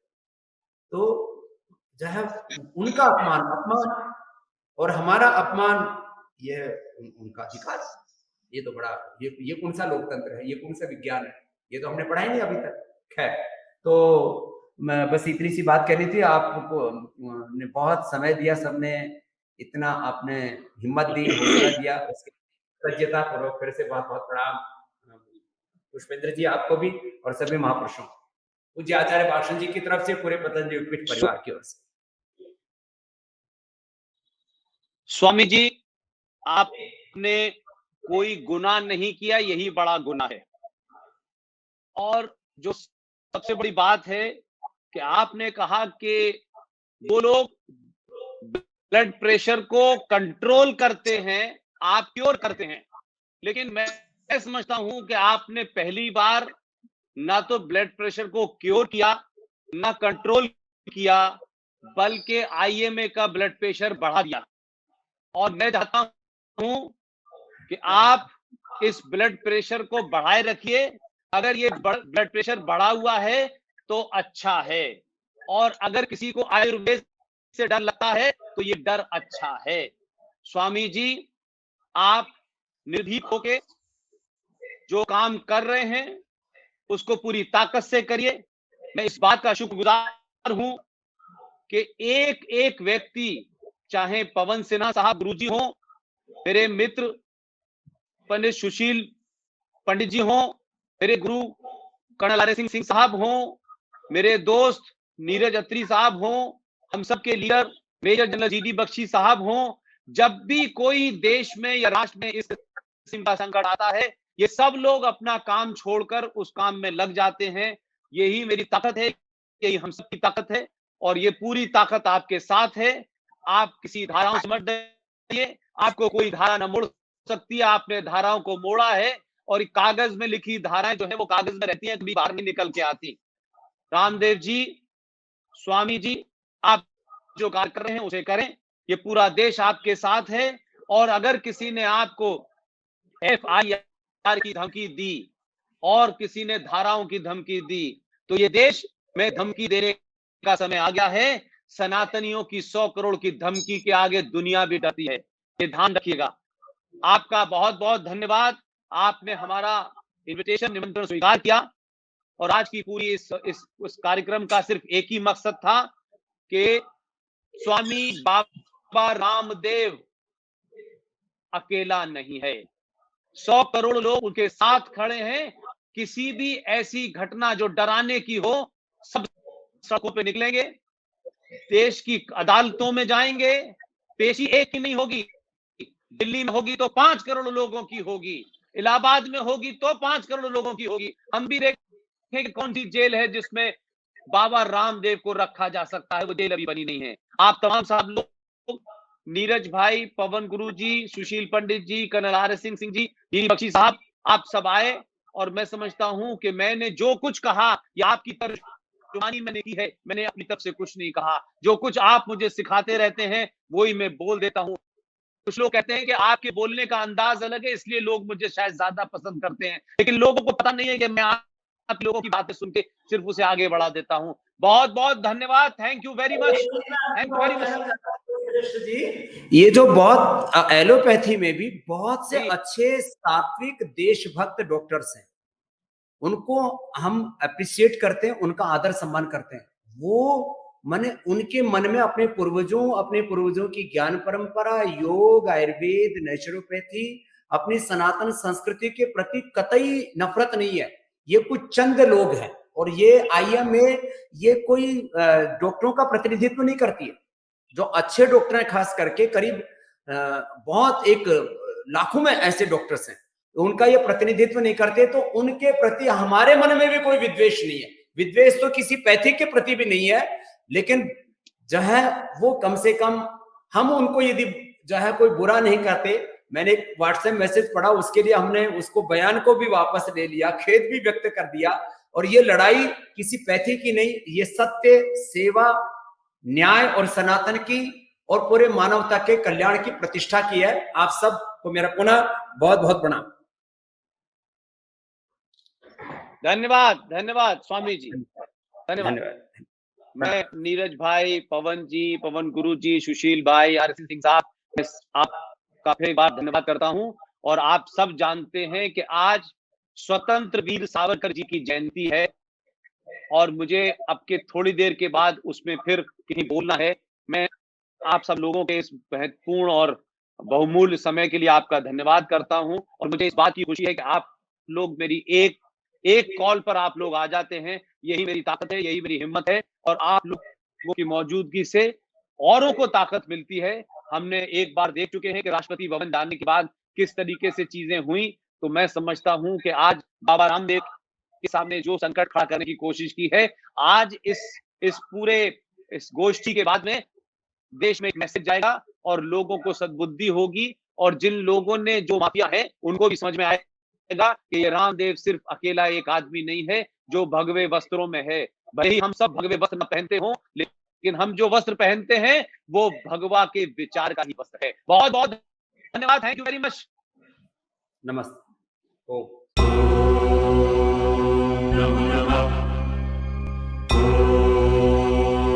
नमो नमः।